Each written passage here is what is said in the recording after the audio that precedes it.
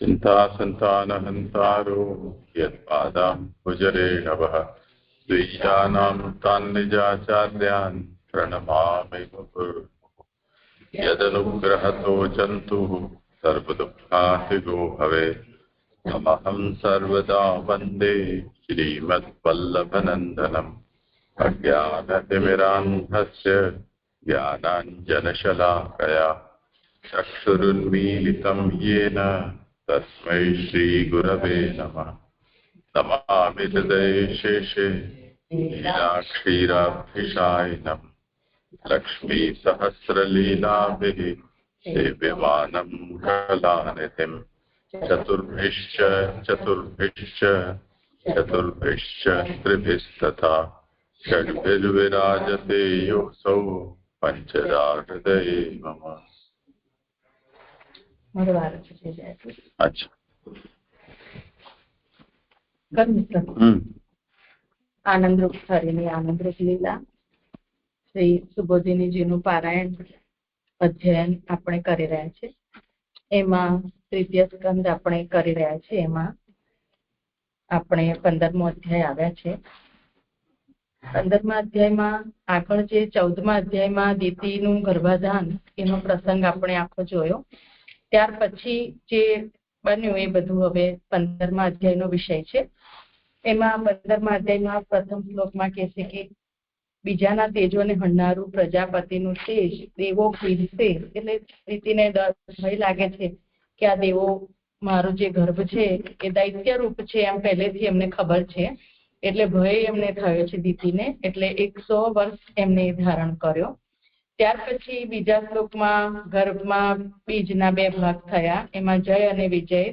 સૂર્યના બ્રાહ્મણનું અને વૈષ્ણવનું તેજ ભેગું થયું અને સૂર્યના તેજની ઉપેક્ષા કરી અને અંધકાર ત્યાં ફેલાયો. એટલે એ જે તેજનો નાશ થયો એનાથી બધા લોકપાલો બલહીન થયા અને અંધકારના કારણે એમને પછી દેવો બ્રહ્માજી પાસે ગયા અને બ્રહ્માજીને સ્તુતિ કરી રહ્યા છે, પ્રાર્થના કરી રહ્યા છે. દેવોએ ત્રીજા શ્લોકથી લઈ અને 10મા શ્લોક સુધી કે અમને અમારા પર કૃપા કરો, અમારો અપરાધ કોઈ હોય તો અમને ક્ષમા કરો. કેમ કે બ્રહ્માજીને કહે છે કે આપ તો કૃપા કરનાર છો, અમારો કોઈ દોષ હોય તો ક્ષમા કરો, પણ અમને આમાંથી બહાર કાઢો કારણ કે અમે આપના સેવક છે. એવી રીતે એમને 10મા શ્લોક પર્યંત એમને કરી છે પ્રાર્થના. ત્યાર પછી મૈત્રેયી કે છે, મૈત્રેયજી 11મા શ્લોકમાં મૈત્રેયજી વિદુરજીને કહે છે કે હવે આવી રીતે દેવોએ જ્યારે કરી ત્યારે સ્તુતિ કરી ત્યારે બ્રહ્માજીએ હવે કહ્યું એમ કરીને 12મા શ્લોકથી બ્રહ્માજી કહી રહ્યા છે કે પહેલા તો જે પ્રથમ સૃષ્ટિ ગણાય છે તેવી આ જય વિજયની ઉત્પત્તિનું કારણ બતાવી રહ્યા છે. તો જય વિજયની ઉત્પત્તિ કેવી રીતે થઈ, એમાં સૌ પ્રથમ સનકાદિ ઋષિઓની કેવી રીતે વૈકુંઠમાં પહોંચ્યા એ વિષય અહીંયા કહી રહ્યા છે કે સનક વગેરે જે પ્રથમ સૃષ્ટિ છે એ માનસ પુત્રો બ્રહ્માજીના છે અને પ્રસંગવશ એ વૈકુંઠમાં ગયા એમ 13મા શ્લોકમાં કહ્યું. અને ત્યાર પછી 14મા શ્લોકમાં ચિત આનંદ અને સત એ 3ના ભેદથી પણ 14, 15 અને 16 એ 3 શ્લોકમાં કહ્યું કે જે વૈકુંઠમાં જે ભગવાન છે એવા આનંદરૂપ ભગવાન ત્યાં વસી રહ્યા છે એવા ભગવાનનું સ્વરૂપ બતાવી અને 14મા શ્લોકમાં કહે છે કે વૈકુંઠના જેવા દેહવાળા સર્વ પુરુષો એટલે કે ત્યાં જે પહોંચે છે એ બધા ભગવાનના સારૂપ્ય સાયુજ્યને પ્રાપ્ત કરેલા છે. ખાસ તો અહીંયા સારૂપ્ય બતાવે છે કે સર્વ પુરુષો એમના જેવા દેહવાળા થઈ અને પ્રયોજન વિનાના ચિહ્નવાળા ધર્મથી હરિને પ્રસન્ન કરેલા છે અને એ વૈકુંઠમાં રહે છે.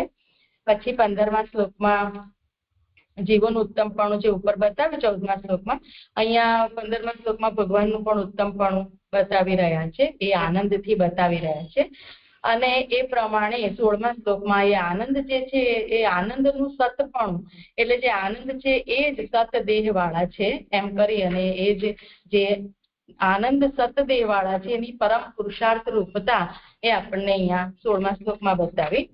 17મા શ્લોકમાં જે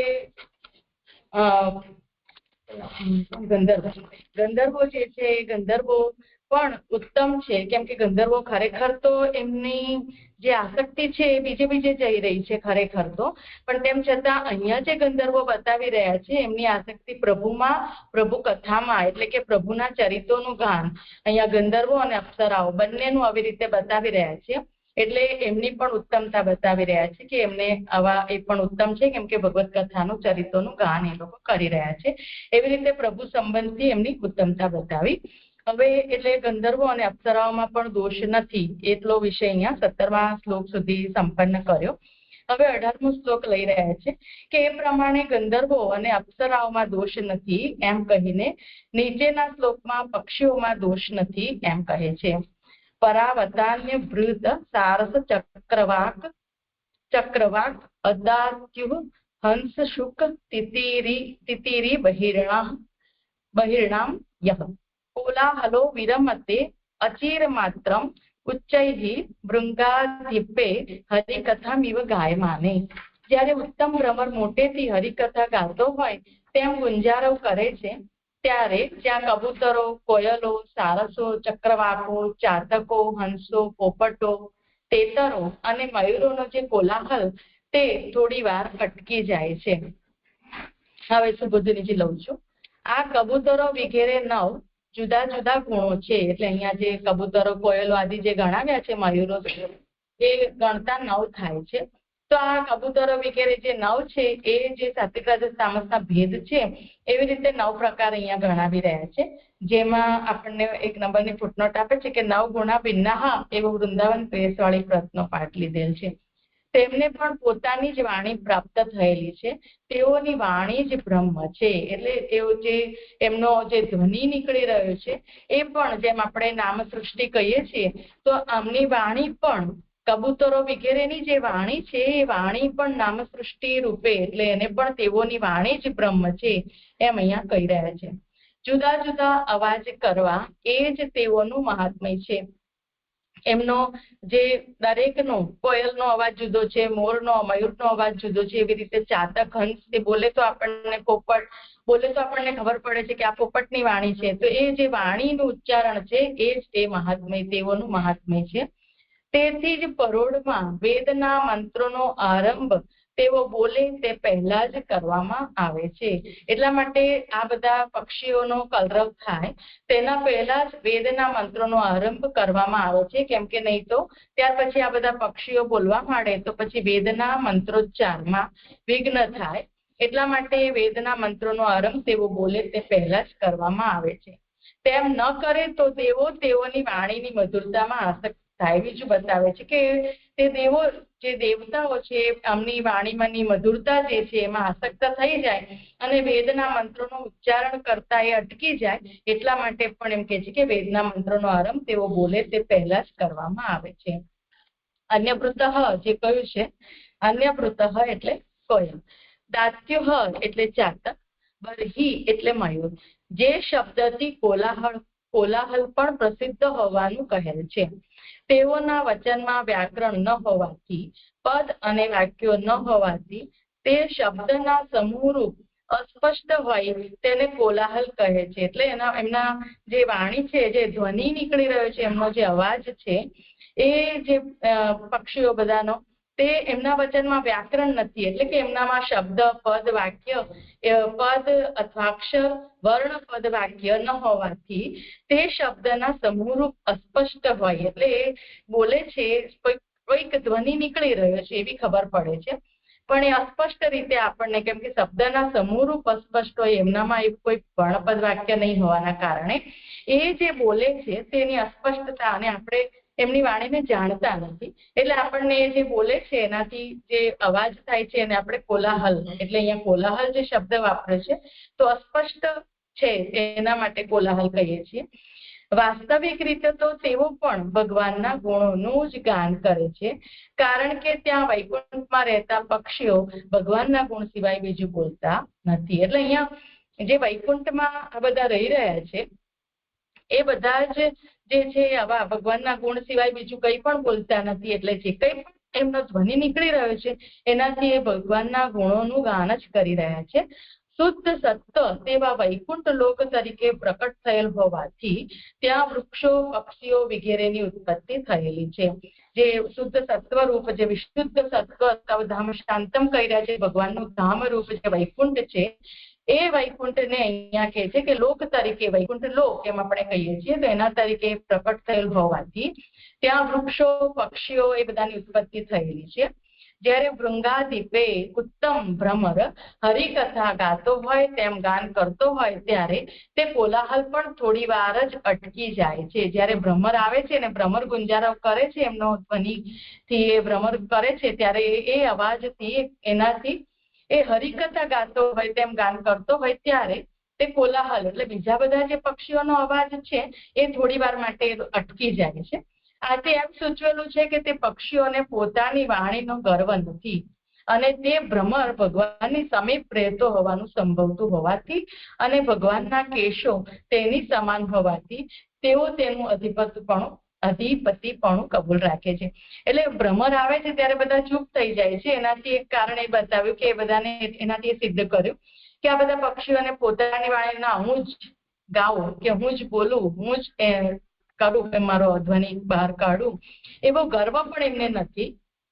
અને ભ્રમર જ્યારે ભગવાનની સમીપ રહેતો હોવાનું સંભવતું હોવાથી એટલે એમને એવું લાગે છે કે આ ભ્રમર જે છે એ ભગવાનની સમીપ રહે છે અને ભગવાનના કેશ જે છે તે ભ્રમર રૂપ કહી રહ્યા છે. આપણે આમાં દસમ સ્કંદમાં પણ ભગવાનને જ ભ્રમરની ઉપમા આપીને કરી રહ્યા છે, ભ્રમર ગીત પણ છે. તો એવી રીતે અહીંયા પણ બીજા બધા પક્ષીઓ છે એ ભમરાને આવી રીતે સમજે છે અને ભગવાનના કેશો જે ભ્રમર સમાન છે એટલા માટે ભ્રમર અધિપતિ પણ એટલે આ ઉત્તમ છે એમ માને છે અને અધિદૈવિક છે એમ માની અને ત્યારે પોતે બોલતા અટકી જાય છે. તેની વાણી રાગરૂપ હોવાથી રાગ કરીને ગાન કરશે એવી બુદ્ધિથી, એટલે એની વાણી એવી છે કે રાગરૂપ છે, કોઈ જાતનો આલાપ એવું રાગથી સમજાય કે આલાપથી કરી રહ્યો છે, તો એવી રીતે ગાન કરશે એવી બુદ્ધિ બધાની થાય છે અને એ કોલાહલ કરતા અટકી જાય છે. તે ભ્રમર પણ અસ્પષ્ટ વાણી વાળો હોવાથી તેની વાણી રાગમાં પરિણમશે એમ જાણી પોતાની વાણી જેવી તે પણ છે એમ તેનો નિશ્ચય કરવા કોલાહલ કરતા થોડી વાર અટકે છે. બીજું કે છે કે ભ્રમર પણ અસ્પષ્ટ વાણી વાળો જ છે, એમનામાં પણ વર્ણપદ વાક્ય નથી એટલે અસ્પષ્ટ વાણી વાળા છે. એટલે એ વાણી રાગમાં પરિણમશે એમ વિચારી અને પોતાની વાણી જેવી તે પણ છે એમ તેનો નિશ્ચય કરવા, એટલે કે અમારા જેવી જ આ વાણી છે કે કઈ અલગ એમ વિચાર કરવા માટે, નિશ્ચય કરવા માટે થોડી વાર અટકી જાય છે કોલાહલ કરતા. લાંબા સમય સુધી ભગવાનની કથાનું ગાન કરવામાં સારો રાગ ઉપયોગનો છે એવા વિચારથી. ઘણા સમય સુધી જો ગાન કરવું હોય તો સારો રાગ હોય તો સારી રીતે એનું આપણે પણ જોઈએ છીએ, આપણે કઈ ગાન કરતા હોઈએ તો આપણે પાઠ પણ કરતા હોઈએ તો થોડું એના એક અલગ એની લય તાલ હોય એવી રીતે બોલીએ તો એ સારી રીતે આપણે એને ગાઈ શકીએ છીએ એના શબ્દોને બેસાડીને. તો એવી રીતે એને અમુક છંદમાં એવી રીતે આપણે ગાઈએ છીએ. તો એવી રીતે સારો રાગ ઉપયોગનો છે એવા વિચારથી જ્યારે તેઓના ગાનને અનુસરી ભ્રમર ગુંજારવ કરે છે ત્યારે તેઓ કોલાહલ કરતા થોડી વાર અટકી જાય છે. મોટેથી શબ્દ હોવાથી ઘણું કરીને ભ્રમરને ગુંજારવ કરવાની ભગવાનની આજ્ઞા થયેલી એવો સંદેહ થાય છે. એ મોટેથી ગાન કરે છે એ જે કહ્યું ઊંચા સ્વરથી ગાન કરે છે, તો ઊંચા સ્વરથી ગાન કરવાનું કારણ કહે છે કે એ ભ્રમરને ગુંજારવ કરવાની કદાચ ભગવાને જ આજ્ઞા થયેલી એવો સંદેહ થાય છે. એટલે નિશ્ચય નથી પણ સંદેહ થાય છે કે કદાચ ભગવાને જ એમને આજ્ઞા કરી હશે અને એ મોટેથી ગાઈ રહ્યા છે. એટલો વિષય અહીંયા છે 18મા શ્લોક.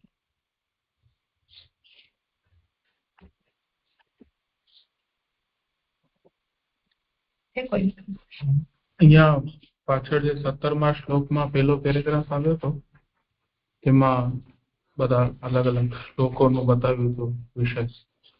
તો હલકા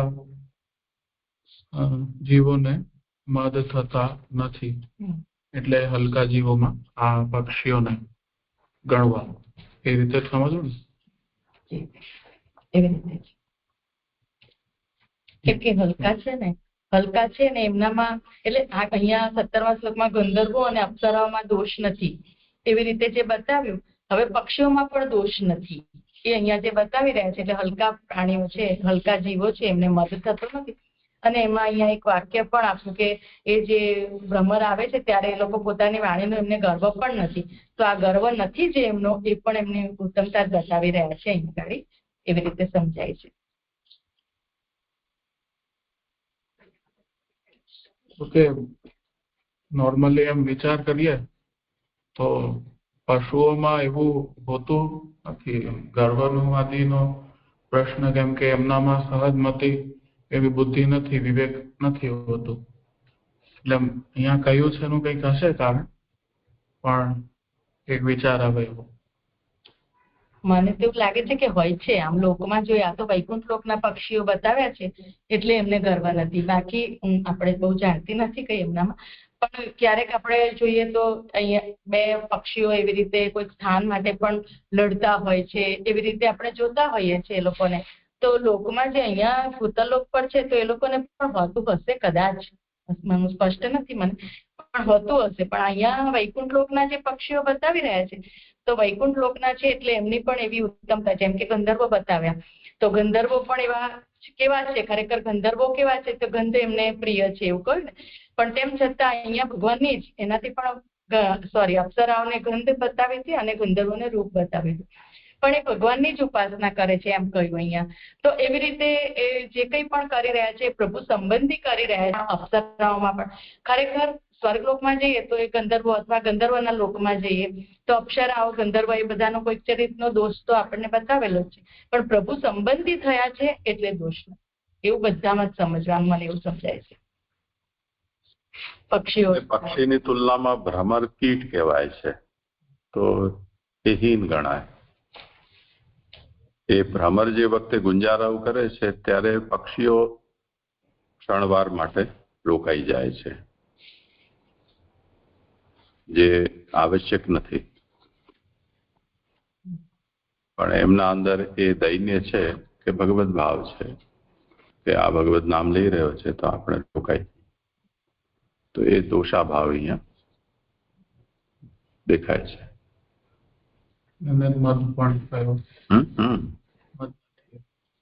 એટલે પક્ષીઓને પોતાની વાણીનો ગર્વ નથી. પ્રણામ જીજી. મને અહીં છે ને અહીં જો સુબોધનીમાં ત્રીજી લાઈન છે કે પરોઢમાં વેદના મંત્રોનો આરંભ તેઓ બોલે તે પહેલા જ કરવામાં આવે છે, તેમ ન કરે તો દેવો તેઓની વાણીની મધુરતામાં આસક્ત થાય. તો જે આ પક્ષીઓ જે ગુણગાન કરી રહ્યા છે ભ્રમરોને, તો જો અહીં દેવો આસક્ત થઈ જાય તો વેદના મંત્રો અસ્પષ્ટ થઈ જાય. તો અહીં વિશેષતા બતાવી છે ગુણગાનની કે ત્યાં આસક્ત થઈ જાય દેવો પણ. અહીં જરાક મને સમજવું છે સરદાર. હા કરો સર. મને તો એવું લાગે છે કે વેદના મંત્રો બોલવામાં એમને કઈક જાતની એ થાય કે વેદના મંત્રો બોલી ના શકે, આસક્ત થઈ જાય, થઈ જાય તો પછી વેદના મંત્રોના ઉચ્ચારણમાં એમને ભૂલ પડે એવું કઈક સમજાય છે, ડિસ્ટર્બન્સ આવે. આસક્ત થઈ જાય એવું ગાન તો એવું છે ને કે દેવો પણ આસક્ત થઈ જાય, તો અહીં ગાનની વિશેષતા જણાઈ રહી છે એટલે પૂછું છું.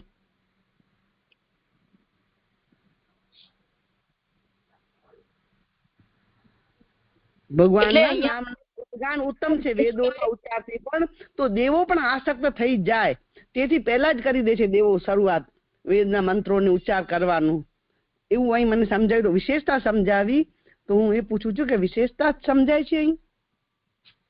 મને એવું નથી સમજાતું કે ભગવાનનું ગાન કરે છે એવું, પણ એમને વાણી જે એ ધ્વનિ નીકળી રહ્યો છે એ મધુર છે અને એ મધુર વાણીમાં આસક્ત થાય છે, મોહ રૂપી વાણી એવું લાગે છે મને. તો ભગવાનની કથા મને નથી સમજાતી અહીંયા, પણ જે અને ભગવાનની કથા સમજાય છે, મોહ વાણી નથી. ભગવાનની કથા એવી મોહ આસક્ત કરનારી છે, ગુણગાન. મને એવું સમજાયું અહીં, એટલે સ્પષ્ટતા જરા કરી દેજે એમ. પ્રણામ. અહીંયા કોણ પ્રાતર અનુવાક કરી રહ્યા છે એટલે વેદવાણી બોલી રહ્યા છે એની હજી સ્પષ્ટતા નથી. દેવો છે ને જીજી, દેવો ઉચ્ચાર કરી રહ્યા છે એવું જણાય છે. ક્યાંથી જણાય છે? ચોથી લીટીમાં તેવું કહે છે તેઓની વાણી શું કરે છે બોલો. દેવો તેઓની વાણીની મધુરતામાં આસક્ત થાય, એટલે તેની પહેલા જ વેદના મંત્રો બોલે છે. દેવો તેમની વાણીમાં આસક્ત થાય, તેમની એટલે પક્ષીઓની એ ગુણગાન ગાઈ રહ્યા છે ભગવાનના, એ આસક્તિ કરાવનારા છે એવું સમજાયું. અહીં મને તે સ્પષ્ટ કરવું છે. પ્રણામ દીદી.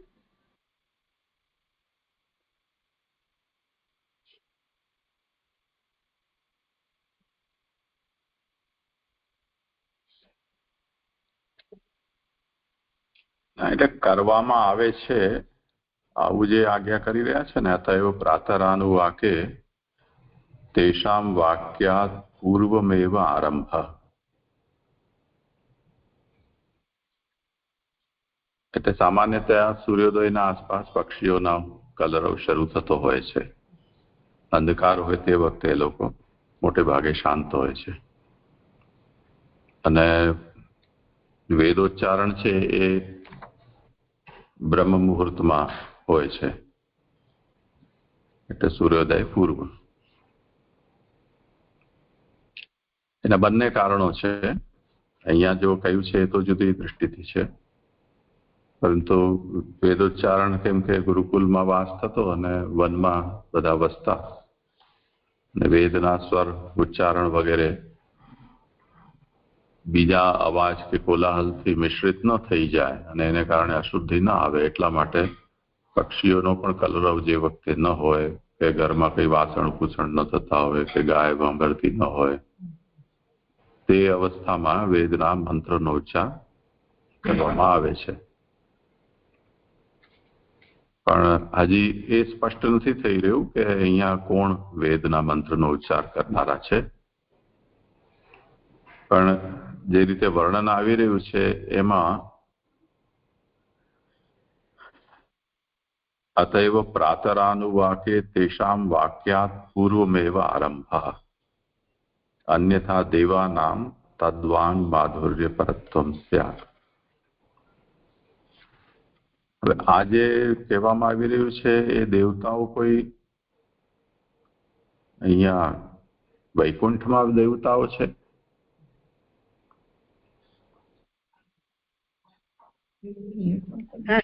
હું એ સમજી વૈકુંઠમાં દેવતાઓ વેદનું ગાન કરે છે વહેલા પરોડે.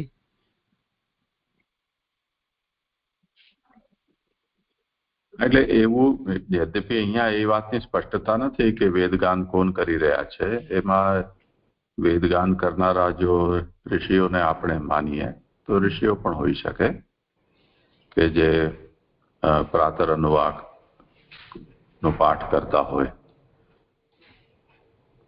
તો તે સ્થિતિમાં એવું થાય કે દેવતાઓ જે આનું શ્રવણ કરે છે, કેમ કે દેવતાઓ વેદગાન કરતા હોય એ થોડું વિચિત્ર લાગે છે, એવું ક્યાંય પ્રસિદ્ધ નથી.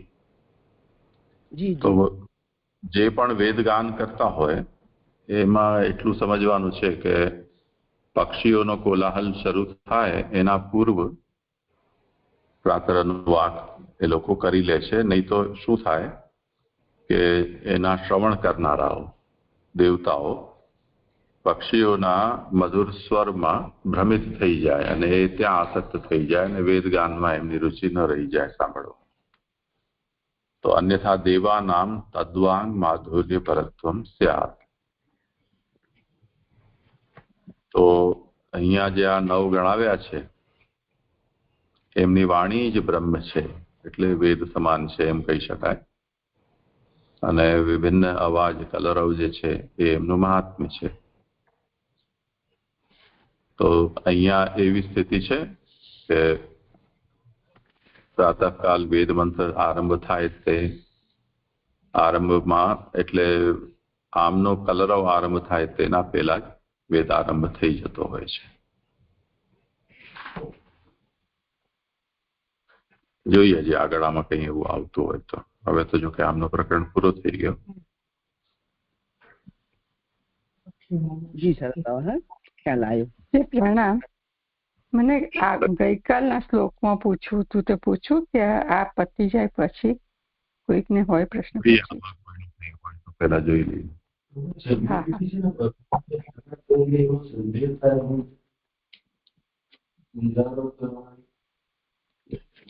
એટલે આ લોકો ઉચ્ચ સ્વરથી બોલી રહ્યા છે ને, તો ભગવત લોકમાં કંઈ પણ ભગવદ આજ્ઞા વિરુદ્ધ તો થઈ ન શકે. ભગવાને જ એમને જોર જોરથી રાડું પાડવાનું કીધું હશે એવું અનુમાન થાય છે.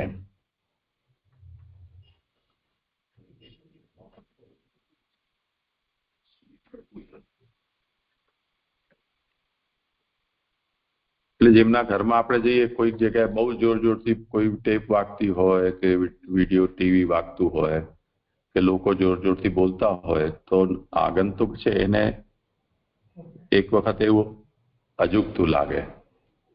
પછી જ્યારે ત્યાંના જે મોટા લોકો છે એ લોકો એ વિષયમાં કોઈ વાંધો ન ઉઠાવ્યો હોય તો પછી આગંતુક સમજી જાય કે એમની આજ્ઞાથી રાડું પાડવાનો અહીંયા રિવાજ હશે, તો એ લોકો પણ એને એક્સેપ્ટ કરી લે.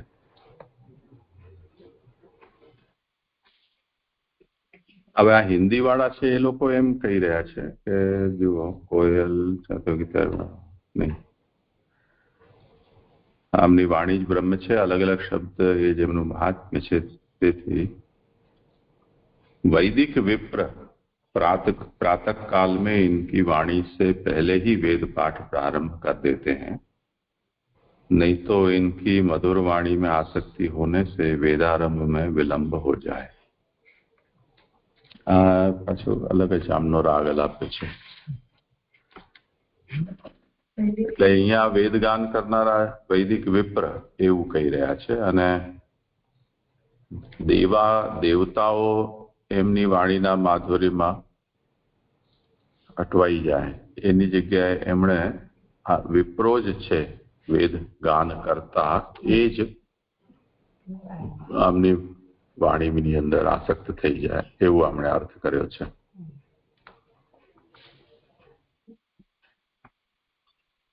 એટલે થોડું અઘરું તો પડ્યું છે બધાને જ કે આચાર્ય અહીંયા વેદ ગાન કરનારા કોણ છે એ વિષયમાં હજી એકદમ એક અક્ષર શબ્દ લખી દીધો હોત કે આ ગાનારા હતા એમ, તો આપણો અડધો કલાક બચી જાત.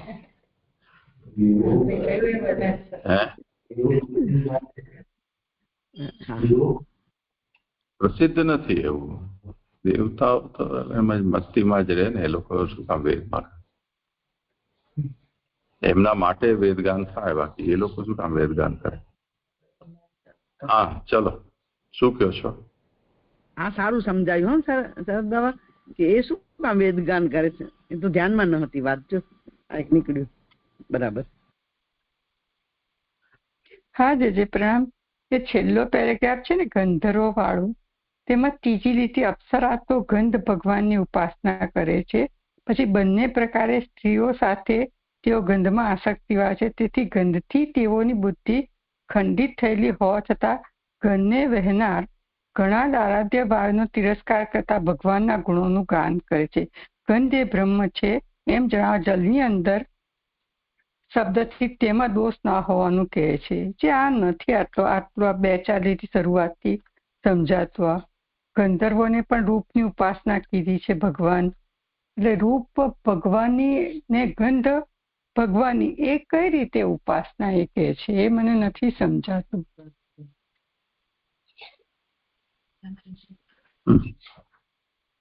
હા, એટલે ત્યાં પરસ્પર ભેગા થઈ અને ભગવત ગાન કરે છે એવું તાત્પર્ય છે ત્યાં, કે ગંધ ની ઉપાસના કરવા વાળા એ ગંધર્વો છે અને એ લોકો છે આસક્ત કેમાં, તો રૂપમાં.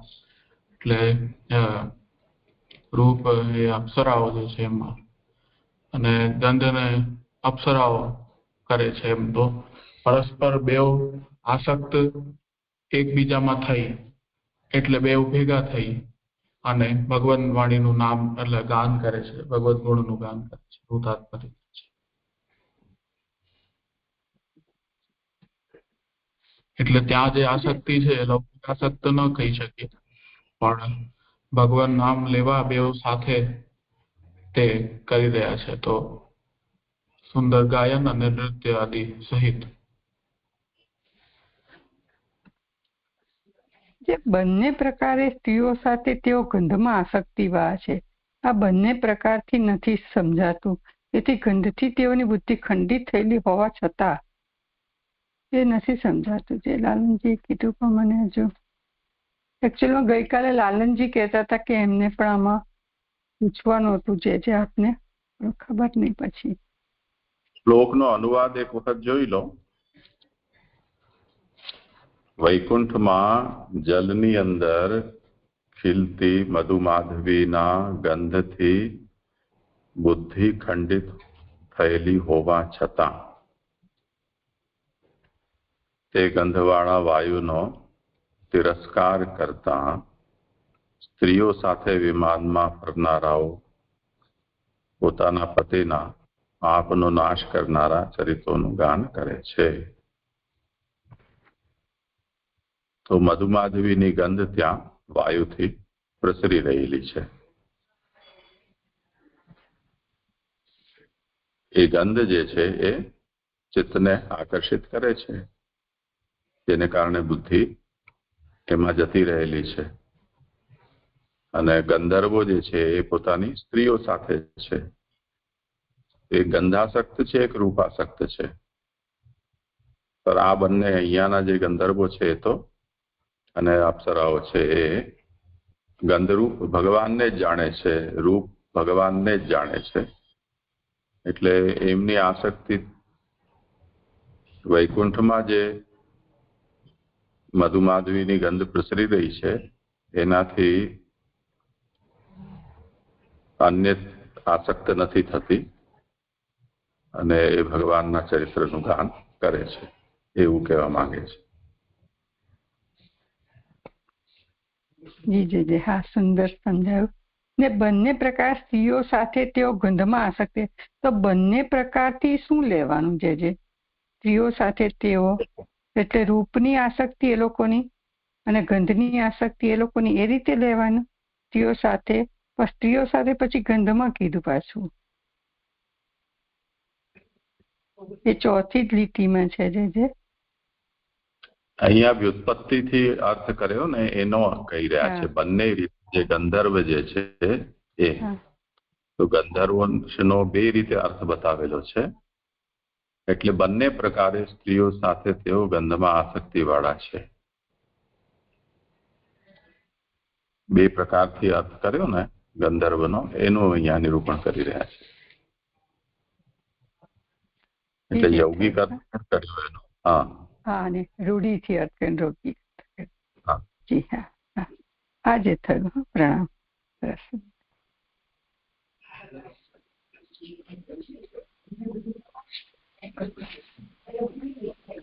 એ પ્રમાણે પક્ષીઓમાં દોષ ન હોવાનું કહીને નીચેના શ્લોકમાં પુષ્પો જેમનામાં મુખ્ય છે તેવી લતાઓ વગેરેમાં ઈર્ષ્યારૂપ દોષ નથી એમ કહે છે. જે 17મા શ્લોકમાં લાલનજીએ બતાવ્યું કે હલકા જીવોને મત થતો નથી, 18મા શ્લોકનો વિષય છે. પુષ્પો જેમનામાં મુખ્ય છે તેવા વેલા અને લતાઓને પણ ઈર્ષ્યા થતી નથી, એ 19મા શ્લોકનો વિષય છે. મંદાર, કુંદ, પુરબ, પુષ્પલ, ચંપક, અર્ણ, પુન્નાગ, નાગ, બકુલ, અંબુજ, પારિજાતા ગંધે અર્ચિતે તુલસિકા અભરણેન તસ્યા યસ્મિન તપઃ સુમનસો બહુ માનયંતિ. જે વૈકુંઠમાં જ્યારે તુલસીના આભરણ વાળાએ તેની ગંધની પ્રશંસા કરી ત્યારે મંદાર, કુંદ, પુરબ, રાત્રિના કમલ, ચંપો, અર્ણ, પુન્નાગ, નાગ, બોરસલી, દિવસના કમલ અને પારિજાત સુમનસોએ તેના તપનો ઘણો આદર કર્યો. મંદાર દેવ વૃક્ષ છે, ભૂમિ ઉપર પ્રસિદ્ધ નથી. મંદાર જે છે એ દેવ વૃક્ષ છે, એટલે ભૂમિ ઉપર આપણે નથી જાણતા એને, વૈકુંઠની વાત છે ને. કુંદ, પુરબ, રાત્રિના કમલ અને ચંપો સર્વસ્થળે પ્રસિદ્ધ છે. અર્ણ કાશ્મીરમાં પ્રસિદ્ધ છે, આ પુષ્પ અર્ણ નામ. પુન્નાગ, નાગકેશર, બોરસલી અને દિવસના કમલ પણ પ્રસિદ્ધ છે. પારિજાત મંદાર જેવું દેવ વૃક્ષ છે. આ બધામાં પુષ્પો મુખ્ય છે. અને ઘણી સુગંધવાળા છે. એટલે આ બધા જે આ વૃક્ષ છે બધા એની અંદર જે પુષ્પો થાય છે એ પુષ્પોની મુખ્યતા છે. તો બરાબર છે ને કે પુષ્પોની જ મુખ્યતા છે અને ઘણી સુગંધવાળા છે. છતાં પણ તુલસીના આભરણવાળા ભગવાને જ્યારે તુલસીની ગંધની પ્રશંસા કરી ત્યારે જે વૈકુંઠમાં મંદાર વગેરે બધાએ સુમનસો એટલે પુષ્પો ઉત્તમ પુષ્પવાળા ઉત્તમ મનવાળા હોય તેના તુલસીના જ તપનો ઘણો આદર કર્યો. એટલે અહીંયા બધા જે પુષ્પો છે એ પુષ્પો કરતા પણ ભગવાને ધારણ કરેલી જે તુલસીની જે માળા છે એનાથી ભગવાને એ તુલસીના વખાણ કર્યા કે આદર કર્યો કે આ તુલસી ઘણી ઉત્તમ છે. એના ગંધની પ્રશંસા કરી ત્યારે આ બધા જે પુષ્પો છે એ તુલસીના તપનો આ બધાએ પણ આદર કર્યો. માત્ર બહારથી જ બહુમાન આપ્યું એટલું જ નહીં પણ અંતઃકરણમાં પણ ઘણો આદર કર્યો એમ સુમનના શબ્દથી કહેલું છે. બહુમાન અંદરથી પણ આપ્યું અને બહારથી પણ એમ બંને રીતે બહુમાન આપ્યું, આદર કર્યો. કારણ કે તપથી હલકો હોય તે પણ ઉત્તમ થાય છે. તપ કરે તો એ હલકો હોય તે પણ તો એની ઉત્તમતા થઈ જાય છે કેમ કે એ તપના કારણે. તો તુલસી એ ભગવાનનું આભરણ છે કારણ કે વનમાલા તેની બનેલી છે. આ પહેલી વાર ખબર પડી. વનમાલા એટલે કે જેવા આવે પુષ્પો એવા પરોય કરી અને એવી એક માલા તૈયાર થાય જેને વનમાળા કહેવામાં આવે છે એવું સાંભળેલું હતું. પણ અહીંયા તુલસી એ ભગવાનનું આભરણ છે કારણ કે તે વનમાલા તેની બનેલી છે. આ પહેલી વાર સાંભળ્યું આ રીતે. તુલસી લક્ષ્મીની પેટે અમૃતમાંથી ઉત્પન્ન થયેલી છે. એટલે લક્ષ્મીજી જેમ સમુદ્ર મંથન થયું ત્યારે એમાંથી લક્ષ્મીજીનું પ્રાકટ્ય થયું એટલે અમૃતમાંથી પ્રાકટ્ય થયું.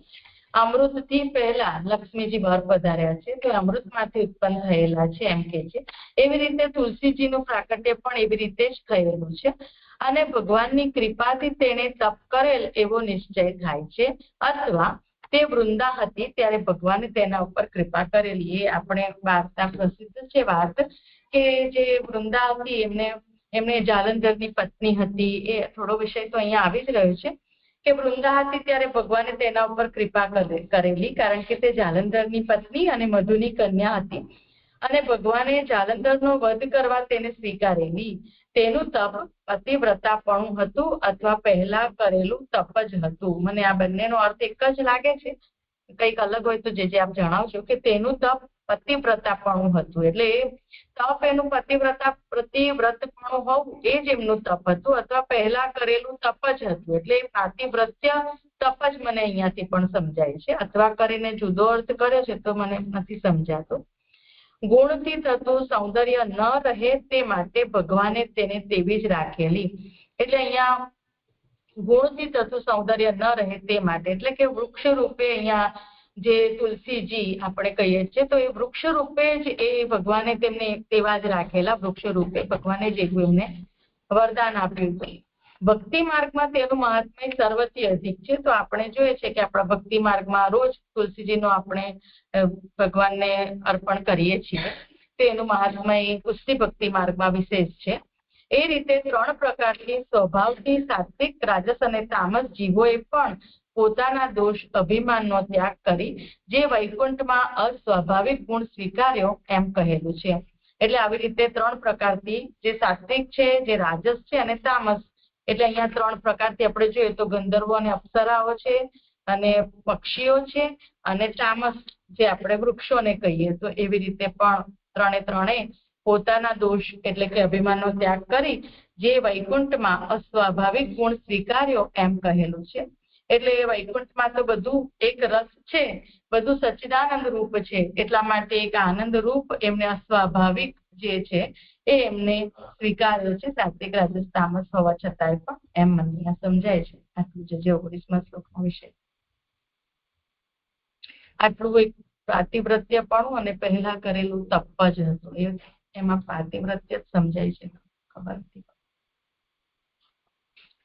એમ નહીં એટલે એને આને જે સિદ્ધિ પ્રાપ્ત થયેલી હતી એ વર્તમાનમાં એનું પાતિવ્રત્યપણું કદાચ એ કારણ ન હોય તો પૂર્વ જન્મમાં એને જે તપ કરી રાખેલું છે તેને લીધે આ પ્રાપ્ત થયેલી સિદ્ધિ છે.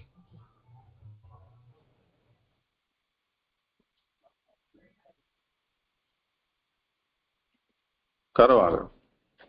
સ્ત્રીઓ જ એક મિનિટ હિનાબેન, આ જે કીધું ને કે કારણ કે તપથી હલકો હોય તે પણ ઉત્તમ થાય છે, હવે તપથી હલકા પણ એ કઈ રીતે બતાવ્યું? ઉત્તમ તો ખબર પડી, પણ હલકા પણ તપથી એટલે કઈ રીતે એ મને ના સમજાય. તપ એવો તપ કર્યું તો હલકા હોય તો પણ તપ કરે તો એની ઉત્તમતા થાય છે ને. આપણે જોઈએ છે હિરણ્યકશિપુ તો દૈત્ય હતા, તેમ છતાંય તપ કર્યું તો એમને કેવું વરદાન મળી ગયું ને કોઈ વધ જ ના કરી શકે. તો ભગવાનને આવું ઋષિ જેવું અવતાર ધારણ ભગવાનને પણ કરવો પડે ને એમના માટે અલગથી. હલકો હોય તે પણ તપથી, એમ વાક્ય કરો તમે, અન્વય થશે. હલકો હોય તે પણ તપથી ઉત્તમ થઈ જાય છે. તપથી હલકો એમ નહીં. પછી વાક્ય કારણ કે તપથી, હા એટલે હલકો, હા જે બરાબર છે, તપથી પછી કોમાં આવવું જોઈએ, બરાબર છે આપની વાત છે. અને જે આ સાત્વિક રાજસ અને તામસ જીવો આ વૈકુંઠમાં છે એટલે નિર્ગુણમાં જ આવશે ને? નિર્ગુણમાં સાત્વિક રાજસ ને તામસ આવશે ને વૈકુંઠમાં? સ્વાભાવિક ગુણ એમના આવા છે, તેમ છતાં એ અસ્વાભાવિક ગુણોને ધારણ કર્યા, આનંદ ગુણ સચ્ચિદાનંદ રૂપ થઈ ગયા. એવી રીતે બરાબર. હાજી પ્રણામ. 20મો શ્લોક છે. સ્ત્રીઓ જ કુદરતથી દુષ્ટ હોવાથી હવે મુખ્ય રીતે તેઓ જ દોષ વિનાની હોવાનું કહેવામાં આવે છે. સ્ત્રીઓ જે છે એ કુદરતથી દુષ્ટ હોવાથી હવે મુખ્ય રીતે તેઓ જ દોષ વિનાની હોવાનું, કેમ કે લોકમાં પણ કહી રહ્યા છે, શાસ્ત્ર પણ સ્ત્રીઓની જે યોની છે એને દોષરૂપ ગણાવી રહી છે. એટલે અહીંયા સ્ત્રીઓને પણ ઉત્તમ રૂપ દોષ વિનાની એવી રીતે બતાવી રહ્યા છે. એટલે અહીંયા ભક્ત સ્ત્રીઓ પણ કામ ઉત્પન્ન કરતી નથી એ વિશે અહીંયા હવે આવશે. તો એ દોષ વિનાની હોવાનું. તે પૈકી લક્ષ્મી સિવાયની બીજી બધી સ્ત્રીઓ આદિભૌતિક છે. લક્ષ્મી બે પ્રકારની છે, એક લોકના સંબંધવાળી આધ્યાત્મિકી અને બે ભગવાનની ભક્ત ભગવાનના આનંદરૂપ આદિદૈવિકી. ત્રણેય પ્રકારની સ્ત્રીઓ આનંદરૂપ હોવાથી તેમનામાં કુદરતી દોષ હોવાનું સંભવે છે. તેનો નિરાશ, કુદરતી દોષ હોવાનું સંભવે છે તેનો નિરાશ કરવામાં આવે છે. એટલે અહીંયા જે ત્રણેય પ્રકારની સ્ત્રીઓ બતાવી, તો એ ત્રણેય પ્રકાર સ્ત્રી છે તો એ દોષરૂપ છે, તો એનો પણ એમાં દોષ નથી એવું બતાવવા માટે એ અહીંયા કુદરતી રીતે દોષ હોવાનો સંભવે તો પણ એનો અહીંયા નિરાશ કરીને બતાવી રહ્યા છે કે એ દોષ નથી. આરંભમાં નીચેના શ્લોકમાં ભગવદીયની સ્ત્રીઓમાં દોષ ન હોવાનું કહે છે. તત્સંકુલમ હરિપદાન અતિમાત્ર દ્રષ્ટૈ વૈદુર્ય મારકત હેમ મયૈ વિમાનૈ येषां बृहत् कटितटाः स्मितशोभिमुख्यः कृष्णात्मनां नरज आदधुः उत्स्मयाद्यैः. જે વિમાનોના સંબંધવાળી, મોટા નિસ્તંભવાળી, સ્મિતને લીધે શોભતા મુખવાળી સ્ત્રીઓ શ્રી કૃષ્ણમાં જેમનું અંતઃકરણ છે તેમને હાસ્ય વગેરેથી કામ ઉત્પન્ન કરતી ન હતી. તેવા હરિના ચરણને માત્ર નમન કરવાથી પ્રાપ્ત થયેલા વૈદુર્ય, મરકત અને સુવર્ણના વિમાનોથી તે વૈકુંઠ ભરપૂર છે. તે વૈકુંઠ વિમાનોથી ભરપૂર છે. હરિના ચરણને માત્ર નમન કરવાથી પ્રાપ્ત થયેલા શબ્દથી તે વિમાનોની પ્રાપ્તિનો ઉપાય કહેલો છે. વૈકુંઠ છે તે વિમાનોથી ભરપૂર છે એમ કહ્યું. તે વિમાનને કેવી રીતે પ્રાપ્ત કરી શકાય એના માટે કે છે કે હરિના ચરણને માત્ર નમન કરી લઈએ એટલો દાસપણું જો એમનું થઈ જાય તો એ વિમાનને પ્રાપ્તિનો ઉપાય, આ સહજ સરળ ઉપાય શ્રી મહાપ્રભુજીએ જે આપણને બતાવ્યો છે એ જ અહીંયા કહી રહ્યા છે. હરિના ચરણને માત્ર નમન કરેલું છે જેમણે તેઓએ જોયેલા, પ્રાપ્ત કરેલા છે. હરિના ચરણને જેને નમન કર્યું છે, જેવા દાસ બનેલા છે, એમને આ વિમાનો જોયેલા પણ છે અને પ્રાપ્ત કરેલા છે. ભક્તિ માર્ગ પ્રમાણે ભગવાન પ્રતિ નમ્ર રહેવાથી તેવા વિમાનના દર્શન થાય છે. ભક્તિ માર્ગ પ્રમાણે જયારે ભગવાન પ્રતિ એવા નમ્ર રહીએ, દાસ બનીએ, તો આવા વિમાનના દર્શન થાય છે. અથવા શ્રવણ વગેરે છે, 6 પ્રકારની ભક્તિથી દર્શન થાય છે. શ્રવણ વગેરે 6 પ્રકારની ભક્તિ અહીંયા બતાવી રહ્યા છે, એનાથી દર્શન થાય છે. શ્રવણ, કીર્તન, સ્મરણ, પાદ સેવન, અર્ચન, વંદન, દાસ્ય, સખ્ય અને આત્મનિવેદન પહેલા નંબરની ફૂટનોટ કરી રહી છું. તો આ નવધા ભક્તિ જે બતાવી રહ્યા છે, તો એ આત્મનિવેદન એ 9 પ્રકારની વિહિત ભક્તિ છે. તે પૈકી વંદન નમન છઠ્ઠી છે. પહેલા 6 પ્રકારની એટલે વંદન સુધીની ભક્તિ. દાસ્ય, સખ્ય અને આત્મનિવેદન 3 ને સખ્ય અને આત્મનિવેદન તો આપણે જાણીએ છીએ કે આપણે કરી નથી શકતા, એ પ્રભુ સિદ્ધ કરે છે. આપણે તો દાસ્ય સુધીની જ ભક્તિ કરી શકીએ છીએ. એટલે અહીંયા વંદન નમન બતાવ્યું છે ને, એટલે વંદન સુધી અહીંયા બતાવી રહ્યા છે કે 6 પ્રકારની ભક્તિથી દર્શન થાય છે, અથવા 6 પ્રકારની ભક્તિથી દાસ્યની પ્રાપ્તિ અને પછી દર્શન, એવું પણ મને થોડું સમજાય છે. માત્ર શબ્દ હદ જણાવનારો છે. હદ જણાવનારો છે, એમાં 2 નંબરની ફૂટનોટ છે. હદ એટલે છેવટની હદ. શ્રવણથી આરંભી વંદન સુધીની ભક્તિ એમ નાનુભાઈ કહી રહ્યા છે, અને અહીંયા પુરુષોત્તમજી હદ એટલે છેવટની હદ એ જણાવનારો. માત્ર શબ્દ હદ જણાવનારો છે. સખ્ય વગેરે વિના પણ નમન સુધીના જ ભક્તિ માર્ગથી તેના દર્શન અથવા તેની પ્રાપ્તિ થાય છે. સખ્ય અને આત્મનિવેદનની સિદ્ધિ ન થઈ હોય તો પણ નમન સુધીના એવો જો ભક્તિ માર્ગનું અનુસરણ કરે છે, તેમ છતાંય પણ એને આવા વિમાનોની, વૈકુંઠના જે વિમાનો છે એની પ્રાપ્તિ થાય છે. વૈદુર્ય, મરકત અને સુવર્ણના એમ વિમાનો 3 પ્રકારના હોવાનું કહેલું છે. વિમાનોની 3 પ્રકારથી સાત્વિક, રાજસ, તામસના બતાવી રહ્યા છે. તે પૈકી વૈદુર્યનું તામસ જેવું, મરકતનું સાત્વિક જેવું અને સુવર્ણનું રાજસ જેવું. સુવર્ણને તો રજ કહ્યું છે એટલે એ રાજસ જેવું છે. તો એ વિમાનો પણ આવા 3 પ્રકારના બતાવે. ભક્તો પણ 3 પ્રકારના હોવાથી 3 પ્રકારના વિમાનો પ્રાપ્ત કરે છે. ભક્તો પણ આવા છે 3 પ્રકારના, એટલે 3 પ્રકારના વિમાનોની પ્રાપ્તિ કરે છે. આથી ઘણો ભોગ થાય તે માટે ભક્તોની તે વિમાનોમાં સ્થિતિ કહેલી છે. ભક્તોની એ વિમાનોમાં સ્થિતિ કેમ? તો ભોગ થાય, ઘણો ભોગ થાય તેના માટે. જે વિમાનોના સંબંધ વાળી ભોગ થાય તે માટે જ તેમાં રહેલી, જે વિમાનોના સંબંધ વાળી એવી સ્ત્રીઓ બતાવી રહ્યા છે. કેવી? ભોગ થાય તે માટે તેમાં રહેલી મોટા નિતંબ વાળી સ્ત્રીઓ ભોગનું જ પોષણ કરે છે. વળી સ્મિતને લીધે શોભતા મુખવાળી વિશેષણથી મોહ કરનારી હોવાનું કુદરતી છે એમ કહેલું છે.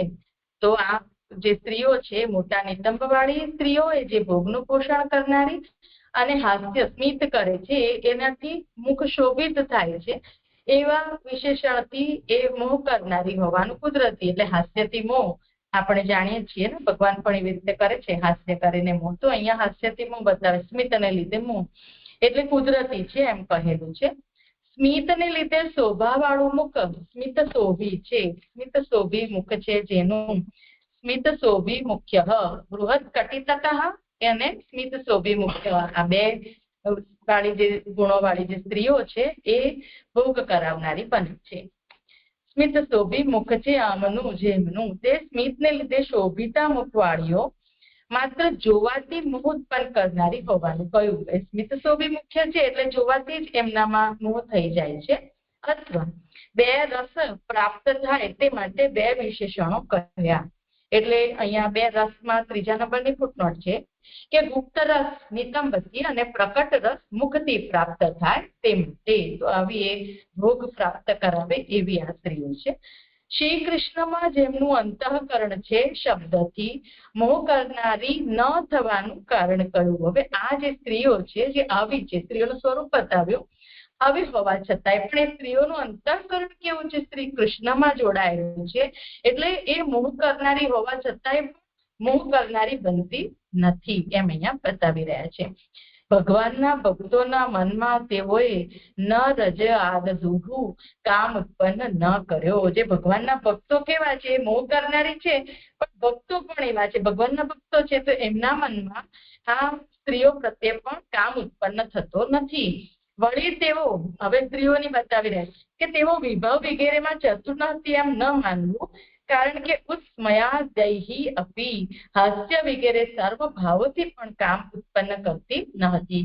આ જે સ્ત્રીઓ છે તે વિભાવ વગેરેમાં, એટલે એ જે રસ ઉત્પન્ન કરે એમાં પણ ચતુર ન હતી એમ ન માનવું, ચતુર હતી, તેમ છતાંય પણ બધા જ ભાવોથી પણ કામ ઉત્પન્ન કરતી ન હતી. આ વૈકુંઠનું મહાત્મ્ય છે. આ વૈકુંઠમાં છે ને, એટલા માટે આ જે સ્ત્રીઓ છે તે પણ કામ ઉત્પન્ન કરતી નથી, આવી સ્વરૂપ વાળી હોવા છતાંય પણ સ્વરૂપ એવું છે કે કામ ઉત્પન્ન કરે, તેમ છતાંય નથી કરતી. અને ભક્તો કેવા છે, તો ભક્તોમાં પણ કામ ઉત્પન્ન નથી થતો એમ, કારણ કે આ બધું વૈકુંઠનું મહાત્મ્ય છે કે ત્યાં કોઈને પણ કામ ઉત્પન્ન થતો નથી. બધું એક રૂપ, એક રસરૂપ આનંદ રૂપ છે. કામ ઉત્પન્ન કરનારી ન થવાનું કારણ ચોથી ફૂટનોટમાં કહે છે કે તેનું કામ ઉત્પન્ન કરવાની ન થવાનું કારણ શબ્દો અધ્યાહાર છે. એટલે અહીંયા જે કૌંસમાં જે લીધા છે કામ ઉત્પન્ન કરનારી ન થવાનું કારણ, એ અહીંયા અધ્યાહાર છે, એટલે અહીંયા લીધા છે. એમ રીતે શ્રી કૃષ્ણમાં અંતઃકરણ વાળા હોવું તે જ છે. એનું કારણ એ જ છે કે કેમ કે શ્રી કૃષ્ણમાં અંતઃકરણ જોડાયેલું છે અને એના કારણે જે કામ ઉત્પન્ન થતો નથી. કારણ કે ત્યાં વૈકુંઠમાં જ શ્રી કૃષ્ણમાં અંતઃકરણ વાળાઓ રહે છે. એમાં 5 નંબરની ફૂટનોટ છે કે આથી ઉપરના વાક્યમાં કહેલો અર્થ જ સિદ્ધ કરે છે. શ્રી કૃષ્ણમાં અંતઃકરણો હોવાથી કામ વગેરે દોષો ભગવાને જ આપેલા હોવાથી દોષરૂપ નથી. સ્ત્રી અને પુરુષો સાથે રહેવા છતાં ભગવાનની કથાનું ગાન કરતા જ તેમ રહેતા હોવાથી તેઓમાં દોષ નથી, એવો અર્થ છે. એટલે અહીંયા સ્ત્રી પુરુષો સાથે રહે છે પણ ભગવાનનું કથાનું ગાન કરે છે, એટલે એમાં દોષ કોઈ પણ પ્રકારનો છે નહીં, એમ કહી રહ્યા છે. અથવા શ્રી કૃષ્ણ છે અંતઃકરણમાં જેમના, એ મત પ્રમાણે એમ સમાસ છોડતા દોષો દોષ વિનાના થાય છે. એટલે ખરેખર જે આપણને આ 5મી ફૂટનોટમાં બતાવ્યું કે શ્રી કૃષ્ણમાં અંતઃકરણ હોવાથી, પછી કોમા કરીને કે છે કામ વગેરે દોષો ભગવાને જ આપેલા હોવાથી અહીંયા જે કોઈ પણ કામ એ ભોગવી રહ્યા છે કે જે કઈ પણ કામના ભગવાન સંબંધી છે, પ્રભુ સંબંધી છે, એટલે એ દોષ રૂપ નથી. એટલે અહીંયા શ્રી કૃષ્ણ છે અંતઃકરણમાં જેમના, એટલે એ સમાસ છોડતા દોષો જે છે, ખરેખર કામ એ દોષ રૂપ છે ને, પણ એ દોષ પણ દોષ વિનાનો થાય છે, કેમ કે એ કામનો વિષય બદલાઈ ગયો છે. કારણ કે શ્રી કૃષ્ણ જેમના અંતઃકરણમાં ન હોય તેવા ત્યાં કોઈ નથી.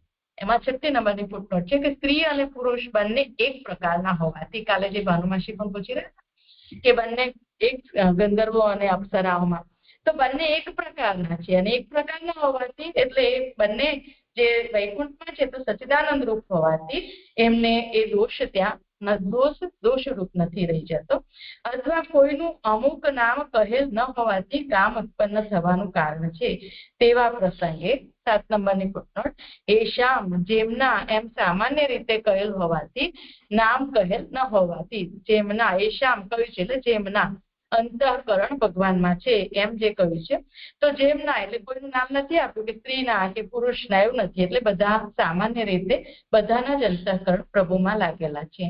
એટલે કામ ઉત્પન્ન થવાનું કારણ છે તેવા પ્રસંગે વૈકુંઠની સરસાઈ જ થાય છે. એમાં 8 નંબરની ફૂટનોટ છે કે એટલે કામ ઉત્પન્ન થવાનું કારણ હોવા છતાં તે ઉત્પન્ન ન થવાના પ્રસંગે વૈકુંઠની સરસાઈ થાય છે, કેમ કે એ વૈકુંઠમાં છે એટલા માટે એમને કામ ઉત્પન્ન નથી થતો.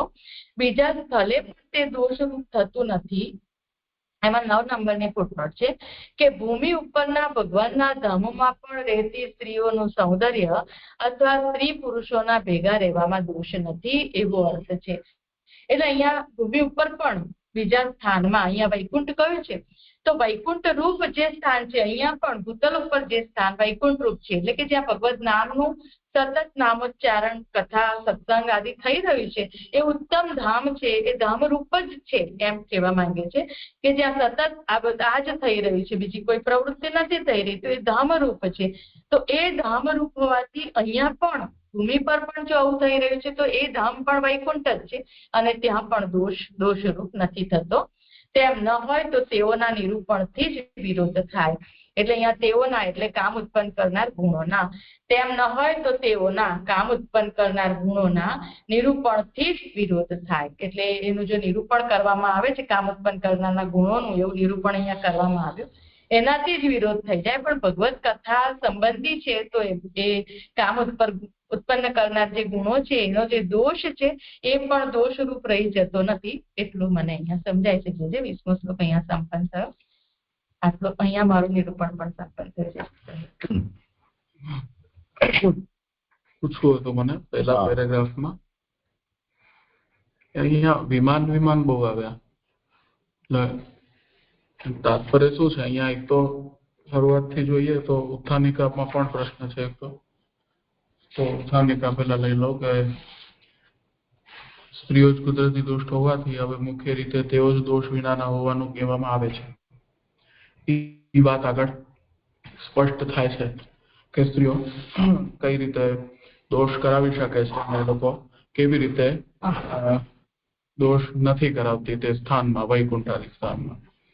તે પૈકી લક્ષ્મી સિવાયની બીજી બધી સ્ત્રીઓ આધિભૌતિક છે એટલે લક્ષ્મીજીને તેમાંથી હવે બાદ કરે છે કે લક્ષ્મીજી એમાં ગણતરી નથી આવતી.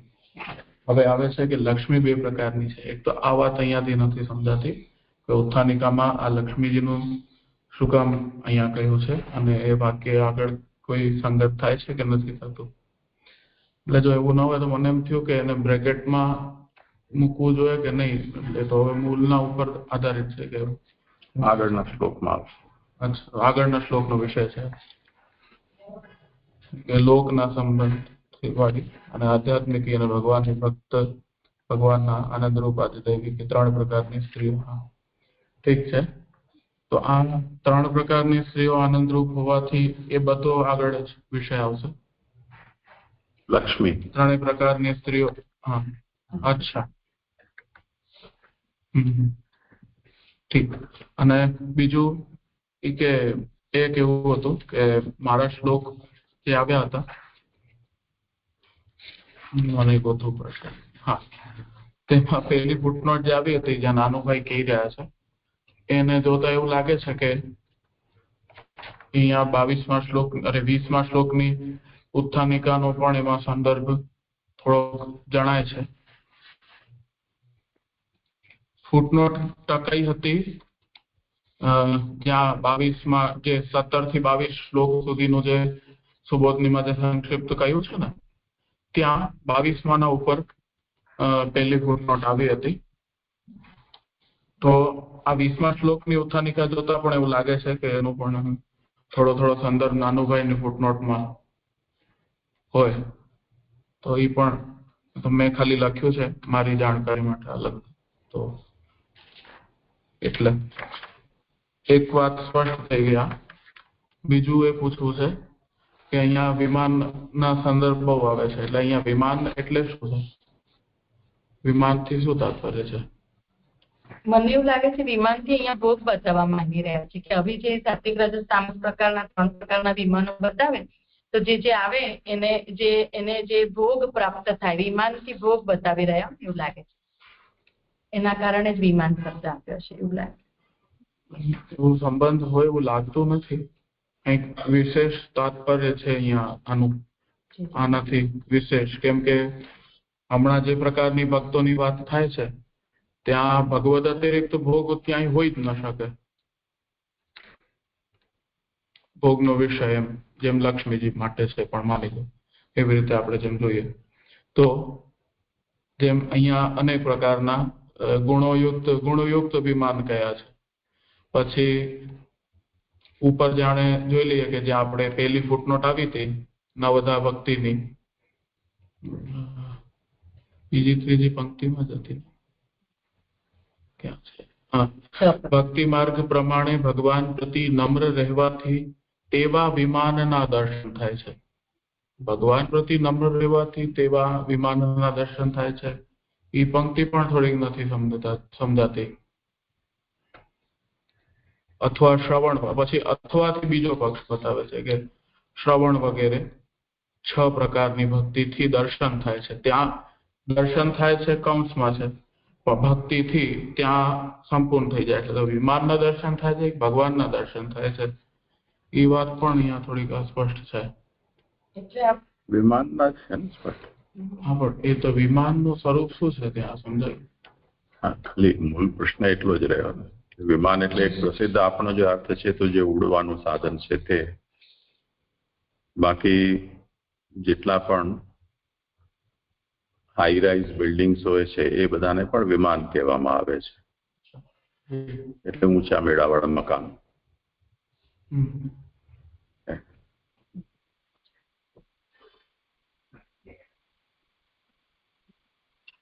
તો કોઈને વિમાન કે ઊંચી ઇમારત માની લો એ જોવા માટે પણ કોઈ નવધા ભક્તિના પ્રકારથી એ ફલ પ્રાપ્ત થાય પણ સંગત કેમ થાય છે વાક્ય વસ્તુ?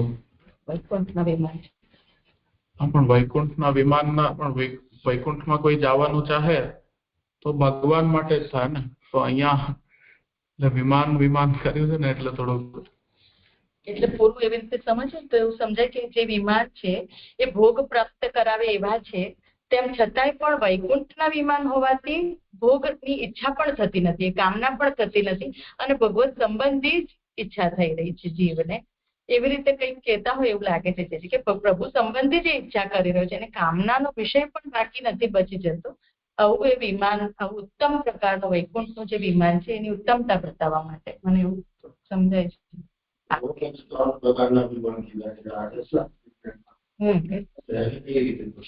એ તો કહ્યું ને કે ભક્તો પણ એવા 3 પ્રકારના છે, એટલે એવા 3 પ્રકારના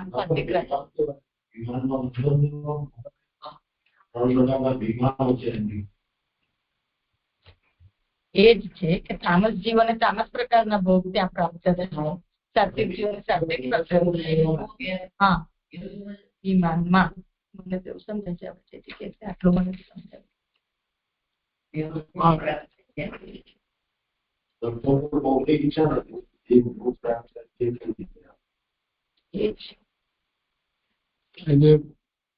ફૂટનોટ પછીની આગળ જે પંક્તિઓ આવે છે, બીજા માત્ર શબ્દ હદ જણાવનારો છે. પછી આવે છે કે સખ્ય વગેરે વિના પણ, સખ્ય આત્મનિવેદન વગર વિના પણ નમન સુધીના જે ભક્તિ માર્ગથી તેના દર્શન અથવા તેની પ્રાપ્તિ થાય છે. પ્રાપ્તિ એટલે તો કામ થયું, એટલે એને પ્રાપ્ત કરવા માટે કોઈ આ કરતું હોય તો જ એને પ્રાપ્ત થાય. તો એ હિસાબે આ વાત મને થોડીક એમ સમજાતી નથી કે મને એમ કે વિમાનનું કોઈક ભિન્ન અર્થ છે. એટલે ભગવાનની દીક્ષા હોય તો પણ હજી વાત સમજાય છે કે ભગવાનના દર્શન થાય છે વિમાનની સહાયતાથી અથવા વિમાનથી, કે એવો કોઈ સંબંધ હોય તો હજી સ્પષ્ટ થાય. ને એવી એટલી જ કામના હોય ખાલી વિમાનની તો સ્વર્ગ આદિ લોકમાં પણ એ પ્રાપ્ત થઈ જ શકે ને. કેમ કે ગંધર્વ આદિ પૂર્વના શ્લોકમાં જેમ જોયું કે એ લોકોની પહોંચ નથી કે વૈકુંઠ સુધી લોકો જઈ શકે, તો એ વિમાનમાં ફરનારા ગંધર્વો વગેરે શબ્દોથી ત્યાં કીધું વિમાનમાં ગયા એ લોકો.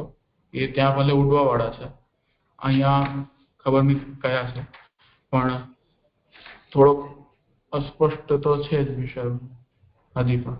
લોકાર્થ જોઈએ ને તો જે વિમાનો કૌંસમાં આપ્યા છે વિમાનો, એના સંબંધવાળી મોટા નિતંબવાળી સ્મિતને લીધે શોભતા મુખવાળી સ્ત્રીઓ શ્રી કૃષ્ણમાં જેનું અંતઃકરણ છે તેમને હાસ્ય વગેરેથી કામ ઉત્પન્ન કરતી ન હતી.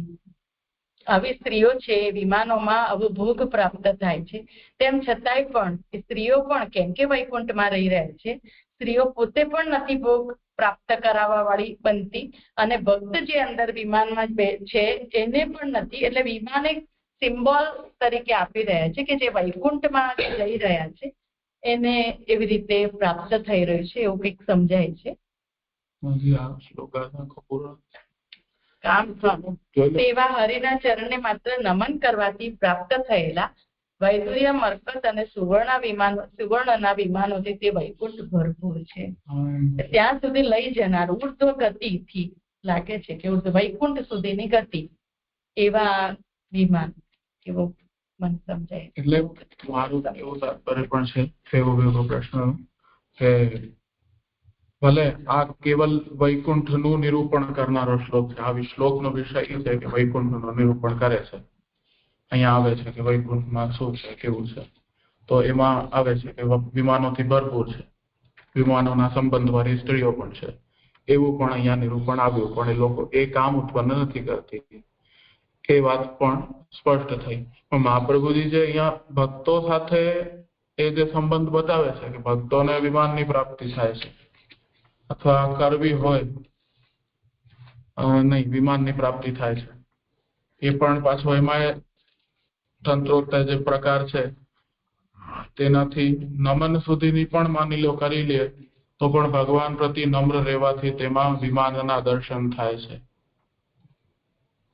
એમ એ વાત થોડી બધી અસ્પષ્ટ મગજમાં નથી બેસતી. એ કેટલું સહેજ કહેવાનું કે સ્ત્રીઓની અહીંયા નિપુણતા બતાવી રહ્યા છે આ શ્લોકમાં. ભક્ત સ્ત્રીઓ પણ કામ ઉત્પન્ન કરતી નથી એ વાત બતાવવું છે. એટલે અહીંયા વિષય બીજો બધો આમ ચાલી રહ્યો છે, પણ એમાં ભક્ત સ્ત્રીઓ ખરેખર સ્ત્રીઓ કેવી છે, કામના વાળી છે. સ્ત્રીઓનો દોષ છે, રજઃ દોષ બતાવો છે. તો એ દોષ વાળી હોવા, સ્વાભાવિક એનો દોષ કયો છે? રજ દોષ. એ દોષ વાળી હોવા છતાંય પણ એ દોષ ઉત્પન્ન કરતી નથી. આટલો વિષય આ શ્લોકમાં બતાવવાનો છે. તો આટલો વિષય જ અહીંયા, આટલો જ વિષય સમજવાનો આટલો છે. બીજું બધું જે કહેશે મને નથી સમજાતું, પણ મને આટલો વિષય કહેવું તો બસ. હવે જે આપ કરો મને કઈ કેવું. તો બધું સ્પષ્ટ જ છે, એમાં તો કઈ વાંધો છે નહીં. કેમ કે વૈકુંઠ નું વર્ણન કરવાનું છે. વૈકુંઠ નું વર્ણન આવી ગયું, પણ મહાપ્રભુજીએ જે ભક્ત નો સંબંધ અહીંયા બતાવ્યો કે ભક્ત આ પ્રકારે કરી શકે છે, ઈ તો જો કે શ્લોક નો નિરૂપ્ય વિષય પણ નથી, પણ ભગવાન મહાપ્રભુએ આજ્ઞા કરી એટલે આના અનુભૂત છે જ અને માનવું જ પડશે કોઈ પણ રીતે. પણ વિમાન થોડાક અડી ગયા છે. અવાંતર ફલ છે. જેમને જે લોક પ્રાપ્ત થશે એ લોકના દિવ્ય ભોગ સ્વતઃ પ્રાપ્ત થાય છે, અને જેમને ભગવત લોકની પ્રાપ્તિ થાય છે એવામાં પણ ભાવભેદ તો દરેકમાં હોય જ છે. આર્થ જિજ્ઞાસુ, અર્થાર્થી, જ્ઞાની, તો જે પ્રકારના છે એમને ભગવત લોકની અંદર તે પ્રકારના દિવ્ય ભોગ પણ પ્રાપ્ત થઈ જાય છે. પરંતુ એ ભોગ લોકમાં પ્રાપ્ત થતા ભોગ વિલક્ષણ છે, અને ત્યાં પ્રવેશ જે પ્રાપ્ત કરે છે એ ભગવાનમાં ચિત્તવૃત્તિ વાળા હોવાને કારણે એ ભોગાસક્ત નથી થતા, પરંતુ ત્યાં દિવ્ય ભોગોને ભગવત કૃપા પ્રસાદના રૂપમાં ભોગવે છે, અને ભગવત રૂપ હોવાથી નિર્દુષ્ટ છે એ વાત કહેવા માંગે છે. આ શ્લોકના અંદર જે અંતમાં અહીંયા કહ્યું છે ને ઉત્થાનિકામાં કે ભગવદીયની સ્ત્રીઓમાં, આ બધી સ્ત્રીઓ છે ભગવદીયોની સ્ત્રીઓ છે. તો ભગવદીયોની હોવાને કારણે એમના અંદર આ પ્રકારના દોષો નથી. વિમાન વગેરે જે છે એ તો તત્ત લોકના ભોગ છે, તે દિવ્ય ભોગની પ્રાપ્તિ બતાવી રહ્યા છે, એનું મહાત્મ્ય છે. હવે એમાં પણ પાછું ત્રિગુણ આવે છે. સાત્વિક, રાજસ, તામસ, શુદ્ધ ગુણો જે છે એના અંદર પણ સમજી શકાય. એટલે એ સાત્વિક, રાજસ, તામસ એ ભાવના ભેદ છે એમ સમજવાનું. તો જે પ્રકારનો ભાવ ભગવાન પ્રત્યે જેમનો છે, દાખલા તરીકે કુબ્જા આપણે માનીને ચાલી લઈએ. કુબ્જાને યદી ભગવત લોકની પ્રાપ્તિ થાય પ્રભુ કૃપાથી, તો એને અહીંયા જે પ્રકારની એની ચિત્તવૃત્તિ હતી તદનુસાર એને ત્યાં પ્રાપ્ત થવું જોઈએ.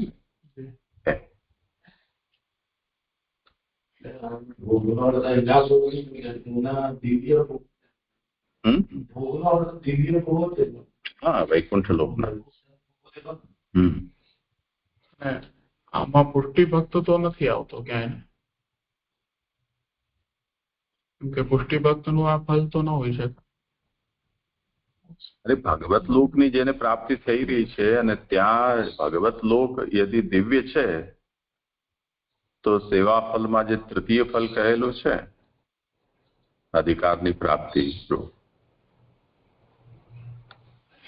તો સેવોપયોગી દેહ પ્રાપ્તિ વૈકુંઠાદિ લોકોમાં, તો એના અંતર્ગત આ બધું આવી જ જશે સ્વતઃ. અભિલષિત હોય કે ન હોય એ જુદો વિષય છે. અથવા અભિલષિત હોય પણ અગર લાલનજી કે છે પુષ્ટિ ભક્તિ માર્ગી ના, કદાચ કોઈકની એવી કોઈ કામના બાકી બચી ગઈ હોય, કદાચ એમ એવી રીતે જે બ્રહ્મસૂત્રાનું ભાષ્યમાં સહર્ષનું તે સર્વાન કામન થી આપણને સમજાવી રહ્યા છે, તો એ અહીંયા જોડાય કે નહીં, કે એવી કોઈ કામના બાકી બચી ગઈ છે કે મને પુત્ર રૂપે ભગવાનની જ પ્રાપ્તિ થાય, એવી કોઈ કામના પ્રભુ સંબંધી છે, ભલે અને પુત્રની કામના છે, પણ ત્યાં અહીંયા કદાચ લોકની પણ કામના પુત્ર ના થયો, પણ ભગવાનમાં એટલી ભક્તિ વધી કે ત્યાં સુધી પહોંચી ગયા. પછી હવે ભગવાન જ ત્યાં પુત્ર થઈને એમને સહઅશ્નુતે સર્વાન કામાન એવી રીતે તો કરાવી શકે છે કે નહીં? એવું બને કે નહીં? થઈ તો શકે, એમાં કોઈ પ્રશ્ન નથી. પરંતુ અહીંયા આપણને જે નિર્ગુણ પુષ્ટિ ભક્તિના ફલ થયા જે પ્રાપ્ત થતું ફલ છે એના અંદર આપણે આ વાતને લેવી એ થોડી અઘરી પડી જાય. સ્પષ્ટ થયું છે.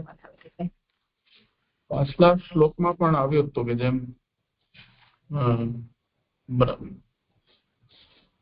વેણુ ગીત આદિનું જે સંદર્ભ ત્યાં ટીકામાં આવ્યું હતું પુરુષોત્તમ, ત્યાં એમણે કહ્યું હતું કે તેથી આ જુદું છે એમ. એટલે મને થયું કે આમ આ પુષ્ટિ ભક્તિનું તો ફલ ન જ હોઈ શકે. આ એને માનવું. હા, બીજા કોઈને કંઈ કહેવાનું છે હવે? આ લાલનજી જે કહ્યું ને તેનાથી જુદું છે, બહુ સરસ સ્પષ્ટ થયું કે વેણુ ગીતમાં કહેલું છે જે ફલ એનાથી આ જુદું છે. એટલે અધિકાર રૂપી ફળ પ્રાપ્ત ની વાત છે. અહીં જયારે હિનાએ નિરૂપણ કર્યું કે આ તુલસીજીનો ભક્તિ માર્ગમાં તો તેનું અધિક છે મહાત્મ્ય, તો એને પુષ્ટિ ભક્તિ લીધી. એવી કોઈ જરૂર નથી પુષ્ટિ ભક્તિ લેવાનું, તો ભક્તિ માર્ગમાં તેનું અધિક મહાત્મ્ય છે એટલું બરોબર છે. આપણે તો સ્વીકાર્યું છે તુલસીજીને કે શાસ્ત્રથી, પણ નહીં તો અહીં જરૂર નથી કઈ જે વેણુ ગીતમાં બતાવ્યું છે એનું એ સંદર્ભમાં લઈએ તો. પણ ભક્તિ માર્ગમાં તુલસીનું મહાત્મ્ય અધિક છે એટલું બરોબર છે. એને પુષ્ટિ ભક્તિમાં લીધું નીનાએ, તો મને જરા એમ ત્યારે વિચાર આવ્યો કે આ પુષ્ટિ ભક્તિ અહીં લેવાય કે ન લેવાય. તુલસીજીમાં જયારે લીધું ને ત્યારે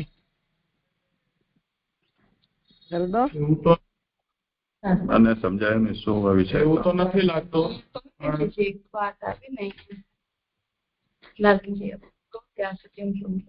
એટલે જો પાન આ કયામાં આવ્યું, પાન નંબર કયું છે?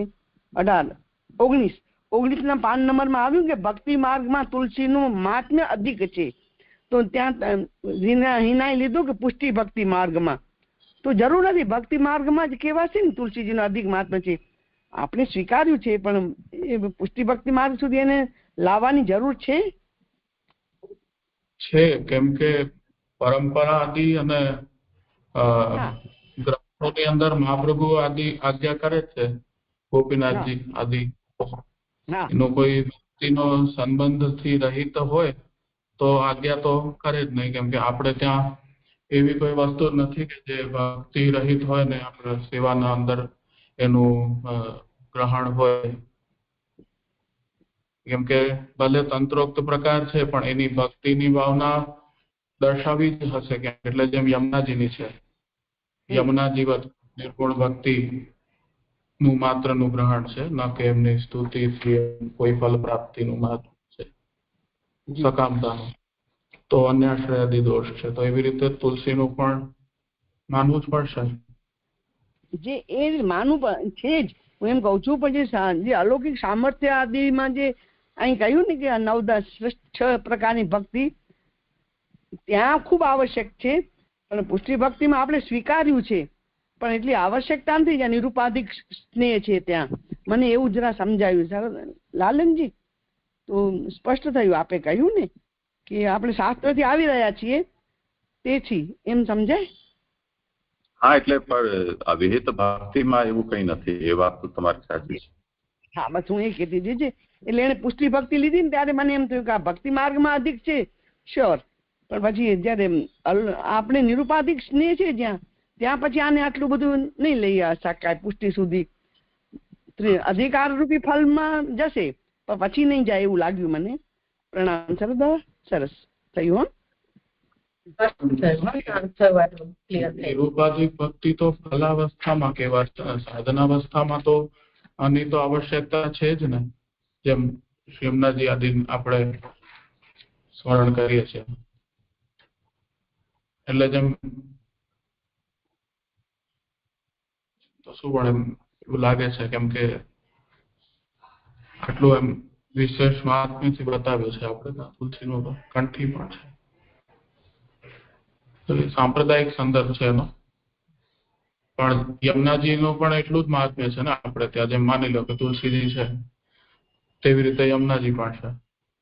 તો યમનાષ્ટક આદિનું સ્મરણ આપણે કરીએ છીએ, યમુનાજીનું સ્મરણ કરીએ છીએ જાગતા પહેલા ઠાકોરજીના, જારી ભરતા સમા કરીએ છીએ. તો એવી કોઈ ભાવના તો રહી જશે ને કે એમના જેવી ભક્તિ આપણામાં આવો કે ભાવ આવે એમ. તો સાધનાવસ્થામાં તો એની આવશ્યકતા માનવી જ પડશે ને કે નહીં, કે અતિ આવશ્યક નથી સાધનાવસ્થામાં પણ.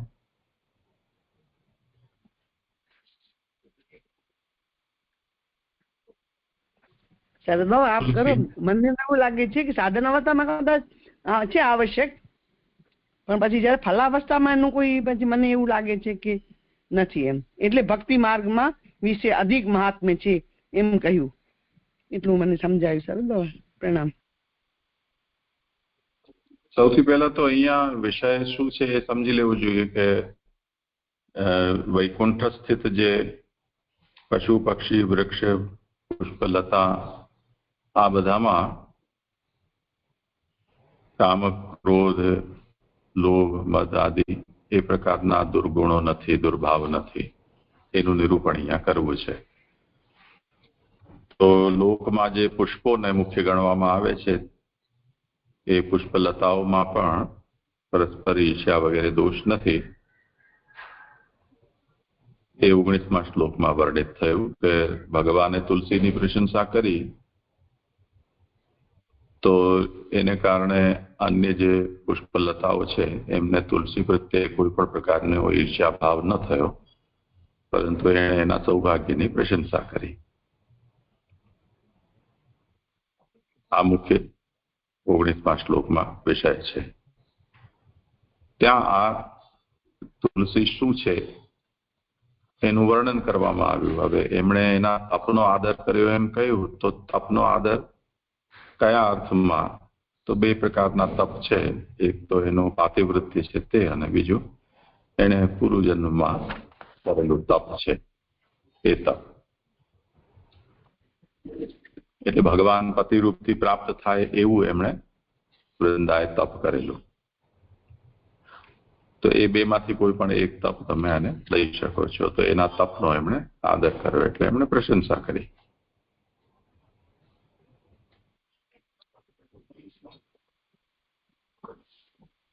અને પછી તો ઠીક છે, ગુણથી થતું સૌંદર્ય ન રહે તે માટે ભગવાને તેને તેવી જ રાખેલી.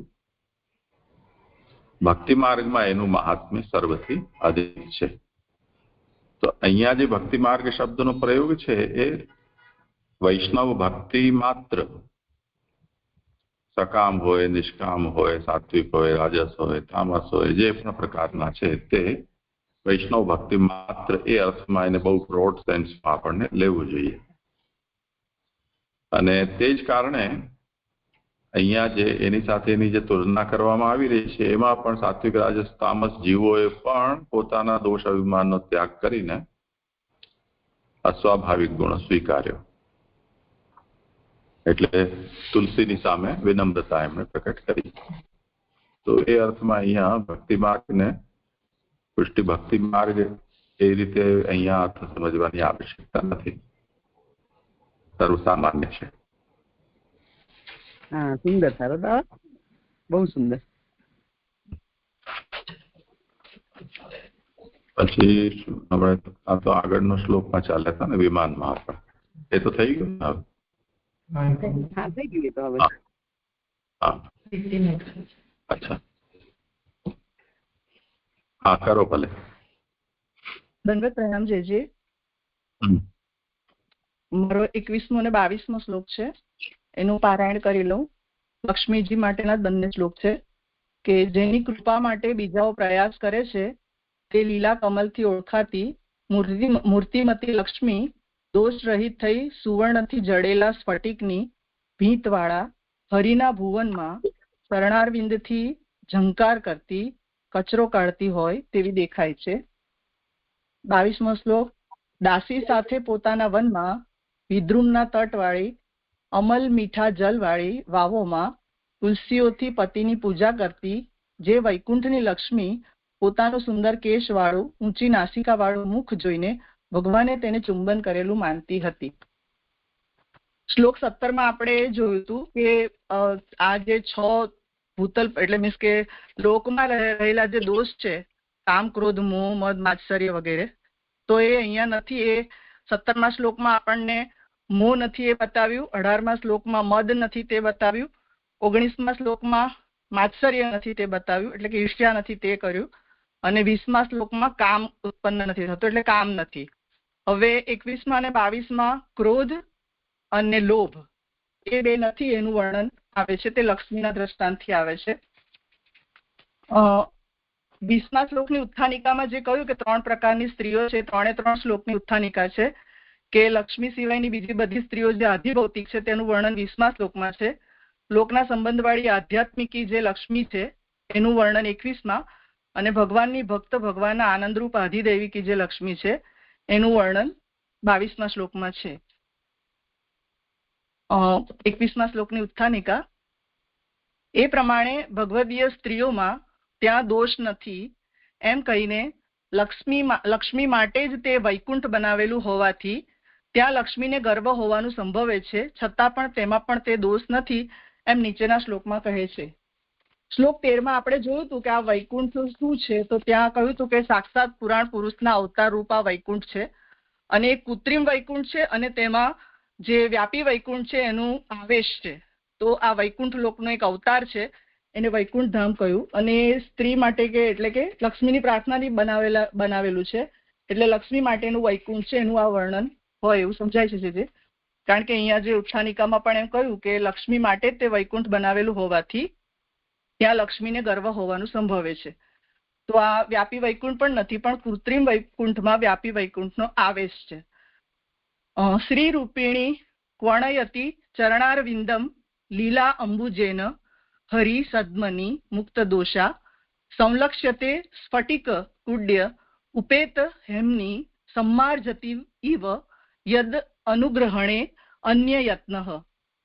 જેની કૃપા માટે બીજાઓ પ્રયાસ કરે છે, એટલે લક્ષ્મીજી એવા છે કે જેમની કૃપા માટે અન્ય પ્રયાસ કરે છે, તે લક્ષ્મીજી કેવા છે, તો એ લીલા કમલથી ઓળખાતી મૂર્તિમાન લક્ષ્મી છે. મૂર્તિમતી લક્ષ્મી દોષ રહિત થઈ સુવર્ણથી જડેલા સ્ફટિકની ભીંતવાળા હરિના ભુવનમાં ચરણારવિંદથી ઝંકાર કરતી કચરો કાઢતી હોય તેવી દેખાય છે. સુબોધિનીજી, આખા એ જગતમાં રહેલી લક્ષ્મીની તે દેવતા છે, એટલે જે આપણા જગતમાં પણ જે લક્ષ્મી ધન વગેરે છે એની અધિદેવી દેવી છે લક્ષ્મી, તે આ લક્ષ્મી દેવતા છે, અધિષ્ઠાતા દેવી, તેથી મૂર્તિમતી કહેલી છે. અથવા રૂપ આકાર વિનાના બ્રહ્માનંદને રૂપ પ્રાપ્ત થયું એવો અલૌકિક અર્થ જણાવવા તેને મૂર્તિમતી કહેલી છે. તો આપણે જાણીએ છીએ કે લક્ષ્મીજી બ્રહ્માનંદનું સ્વરૂપ છે, તો બ્રહ્માનંદ છે, તો બ્રહ્માનંદ જે છે તે તો દેખાતું નથી, પણ એનું રૂપ બનીને આ લક્ષ્મીજી મૂર્તિમતી ત્યાં છે એમ કહે છે. જો કે સૌંદર્ય પેઠે આભરણ વગેરે પણ અભિમાન કરાવનારા છે, છતાં પણ લક્ષ્મીને તેનું અભિમાન નથી એમ જણાવવા ઝંકાર કરતી એમ કહેલું છે. એટલે લક્ષ્મીજીમાં સુંદરતા છે, સૌંદર્ય તો છે, તે છતાં પણ આભરણ જે ધારણ કરેલા છે શ્રીઅંગ પર, એ આભરણ પણ એડિશનલી એમનું સૌંદર્ય વધારે છે. તો પોતાનું સૌંદર્ય અને આભરણથી શોભતા એમ બંને પ્રકારના સૌંદર્યથી તો એમને અભિમાન થાય, તો છતાં પણ એવું લક્ષ્મીજીને અભિમાન નથી. એ અભિમાન નથી એના માટેનો આખો શ્લોક છે કે કેવી રીતે તેને સમજવું. તો એમ જણાવવા ઝંકાર કરતી એમ કહેલું છે. એની ફૂટનોટ છે પહેલી કે આથી તે આભરણવાળી છે એમ કહેલું છે. એટલે આભરણવાળી છે કહેવાથી એ ઝંકાર કેમ કરે છે, તો એ મુવમેન્ટ છે એની એક જગ્યાએ પોતે સ્વામીની હોવાથી એક જગ્યાએ બિરાજમાન નથી, પણ એ એમની સતત ગતિમાન લક્ષ્મીજી રહ્યા છે એમ ઝંકાર કરતી એમ કહેલું છે. તો એ જે આભરણ પહેરેલા છે એનો ઝંકાર ત્યાં થાય છે. ચરણારવિંદને નુપુરના અવાજોથી ઝંકાર શબ્દવાળા કરતી એવો અર્થ છે. તો એ ગતિમાન હોવાને લીધે એમના ચરણારવિંદમાં જે નુપુર છે એ નુપુરનો અવાજ થાય છે, એને અહીંયા ઝંકાર કરતીથી સમજાવ્યું છે. તેનું મૂર્તિમતીપણું, ચરણનો ઝંકાર અને લીલા કમલ સર્વને જાણવા યોગ્ય હોવાથી બીજા કોઈ ગુણ કહેલ નથી. એટલે એ લક્ષ્મીજીના આ 3 ગુણો જે છે, એ જે ગુણો છે એને સમજવા માટે આ 3 એમના વિશેષણ છે કે 3 એમની જે આઈડેન્ટિટી સમજાવે છે કે એમ મૂર્તિમાન છે, એમના ચરણારવિંદમાં ઝંકાર થાય છે અને એમના હસ્તમાં લીલું કમલ છે. તો આ 3 જાણવા યોગ્ય છે. એ 3 વર્ણન આ શ્લોકમાં છે. મૂર્તિમતી પ્રતિમા પણ હોય છે, તેથી ઝંકાર વધારાનો કહેલ છે. એટલે પહેલા એમ કહ્યું ને કે મૂર્તિમતી છે, તો મૂર્તિમતી તો આપણે ધાતુ પથ્થરની મૂર્તિ પણ હોઈ શકે, તો એવી મૂર્તિ નથી, પણ હલન ચલન કરે એવી સજીવન, એટલે મીન્સ કે સ્થિર મૂર્તિ નથી, હલન ચલન વાળી મૂર્તિમાન છે, એમ ઝંકારથી સમજાવી રહ્યા છે કે ગતિમાન છે. એમ બીજી સ્ત્રીઓથી જુદી હોવાનું જણાવવા લીલા કમલથી પણ ઓળખાવી છે. એટલે જે વૈકુંઠમાં અન્ય સ્ત્રીઓ છે એમના કરતા આ અલગ છે, કારણ કે એ પોતે લીલા કમલથી ઓળખાય છે, કારણ કે તે જ હાથમાં કમલ રાખનારી છે. લક્ષ્મીજીના હાથમાં જ કમલ રહે છે. તજેલો છે દોષ જેણે દોષ રહિત તેવી સ્થિર છે. એટલે દોષ બિલકુલ નથી એવા એ સ્થિર છે. સ્થિરમય એનો અર્થ આગળ સમજાવે છે કે લોકમાં અધિભૌતિક લક્ષ્મીનો દોષ ચંચલપણું છે. એટલે આપણા પાસે જે કંઈ પણ અધિભૌતિક ધન વગેરે લક્ષ્મી આવે છે, તો એ લક્ષ્મી આવે છે ને જાય છે, તો એ અહીંયાથી ત્યાં ફરવું વગેરે ચંચલપણાનો એનામાં દોષ છે કે ક્યારે આપણી પાસે હોય ક્યારે ન હોય. તો એ દોષ એમનામાં નથી, એવી સ્થિર છે. એટલે કે જેને પ્રાપ્ત થાય છે ત્યાં એ સ્થિર છે. અથવા લીલા કમલવાળા લાંબા કરેલા હાથથી ઓળખાતી જણાવી છે. એટલે એમના બીજું એક સ્વરૂપનું એમનું સમજાવે છે કે એમના શ્રીહસ્તમાં લીલા કમલવાળું છે, લીલા કમલવાળું શ્રીહસ્ત છે. હરિના ભુવનમાં શબ્દથી એમ જણાવ્યું છે કે ત્યાં બધાને કોઈને દુઃખ હોતું નથી. એટલે ભગવાન હરિ છે, એ હરિનું ભુવન છે, તો હરિ દુઃખ હરતા છે. તો જ્યાં હરિ બિરાજમાન હોય કે હરિનું ભુવન હોય ત્યાં કોઈને દુઃખ ન રહે, એમ અહીંયા કહે છે કે હરિના ભુવનમાંથી એમ જણાવ્યું છે કે કોઈને ત્યાં દુઃખ હોતું નથી. દુઃખ ન હોય તેવા સ્થળમાં રહેવાનું હોય ત્યારે અવશ્ય ગર્વ થાય જ. તો આપણને કોઈ પણ પ્રકારનું દુઃખ ના હોય તો એવા સ્થળમાં જો રહેવાનું થાય તો ગર્વ થાય કે મને કોઈ પ્રકારનું દુઃખ નથી, મને સર્વ સુખ પ્રાપ્ત છે વગેરે, તો એવું ગર્વ થાય જ. છતાં પણ ત્યાં કચરો કાઢતી હોય તેવી દેખાય છે. તો કચરો કાઢતી હોય તેવી દેખાય છે એના માટે હવે સમજાવે છે કે એનું તાત્પર્ય શું છે કે ઘરવાળી ઘરમાં કચરો કાઢે તે યોગ્ય જ છે એવી શંકા થાય તે દૂર કરવા તેનું પ્રતિબિંબ તેવું દેખાય છે એમ જણાવવા સુવર્ણથી જડેલા સ્ફટિકની ભીંતવાળા શબ્દોથી ઘરના વિશેષણો કહેલા છે. તો એ લોક એમનો છે અને એમના માટે બનાવેલો છે. તો પોતાનું ઘર છે, તો એ ઘરમાં તો એ કચરો કાઢે તો એમાં શું વિશેષતા છે કે એમાં શું વિચારવા જેવું છે? તો એનો જવાબ આપે છે કે એ ઘર કેવું છે કે એ વૈકુંઠ લોક કેવો છે તે શંકાને દૂર કરવા માટે આગળ સમજાવે છે કે તેનું પ્રતિબિંબ તેવું દેખાય છે એમ જણાવવા સુવર્ણથી જડેલા એક અને સ્ફટિકથી ભીંતવાળા એમ 2 ઘરના વિશેષણો કહેલા છે. અહીં વિશેષણો બહુવચન છે એટલે દ્વિવચનથી અહીંયા સમજાય છે કે સુવર્ણથી જડેલું છે એક તો, અને સ્ફટિકની ભીંતવાળું છે, એવું અહીંયા વૈકુંઠના ઘરનું વિશેષણ છે. એક સ્ફટિક હોય તો ઘરની શોભા ન થાય. જો એ આખું વૈકુંઠ એક જ સ્ફટિકથી બનાવી દીધું હોય તો ઘરની શોભા એટલી ન થાય. તેથી ઘણા સ્ફટિકો કહેવા જોઈએ. તેથી ઘણા સ્ફટિકોથી આ બનેલું છે.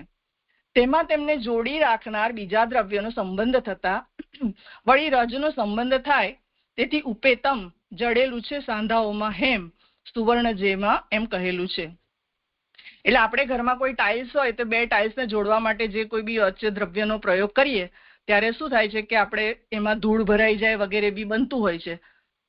તો એમ કહે છે કે આવી રીતે કોઈ સ્ફટિકો 2 છે, હવે એને જોડી રાખવા માટે કોઈ અન્યનો એક તો પહેલા એક જ સ્ફટિકને બદલે વધારે સ્ફટિકનો ઉપયોગ કર્યો કારણ કે એમાં એટલા વિશેષ પ્રતિબિંબો દેખાય, અને એ સ્ફટિકોને જોડવા માટે બીજા સંબંધનો દ્રવ્ય થાય તો વળી રજનો સંબંધ થાય. તો રજ એટલે કે ધૂળ, એનું અહીંયા ફૂટનોટ છે કે અહીં રજ શબ્દથી ધૂળ કચરો કહેલા છે, રજોગુણ કહેલ નથી.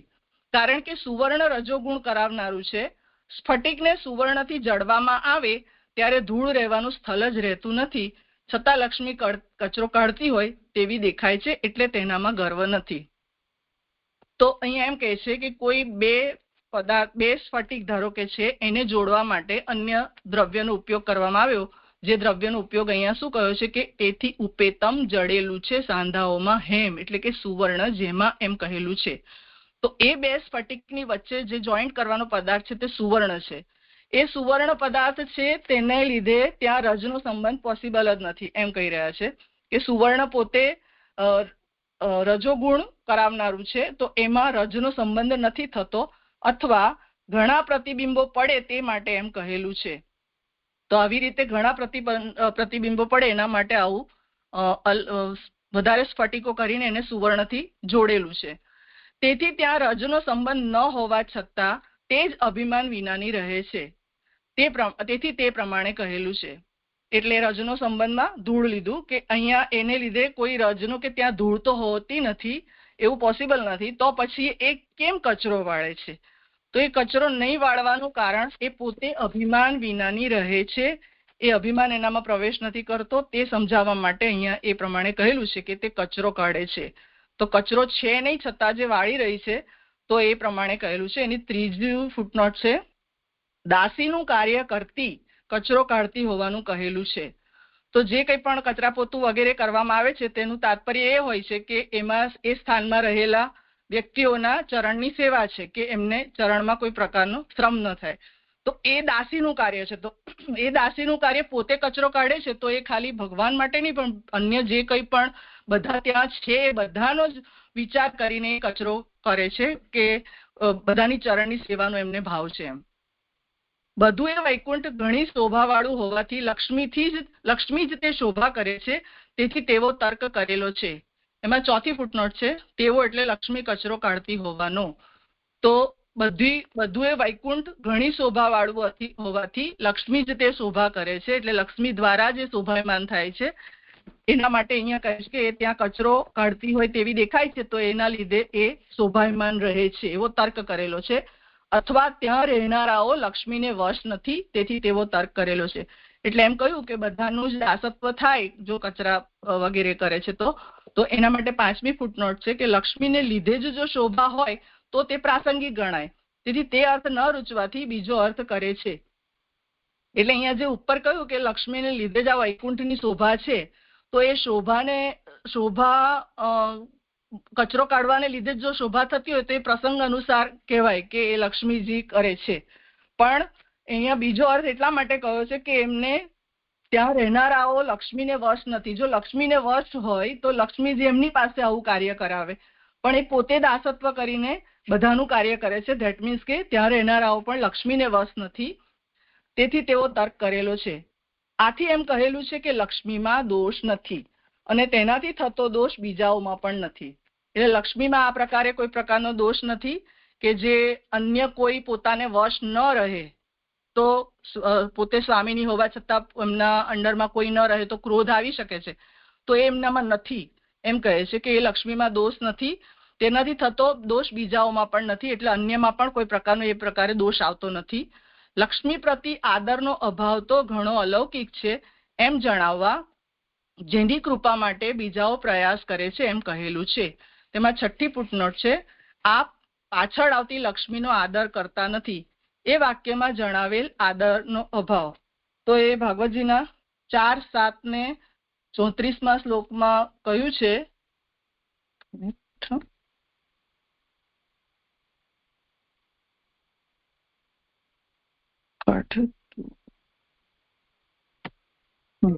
એમાં ત્યાં એમ કરે છે, ઋષિઓ કહે છે કે બીજા લોકો વૈભવને માટે વલખા મારતા જેનું ભજન કરે છે તે લક્ષ્મીજી સ્વયં આપની સેવા કર્યા જ કરે છે, છતાં પણ આપ તેના પ્રત્યે આગ્રહ કરતા નથી, એવું ત્યાં વચન છે.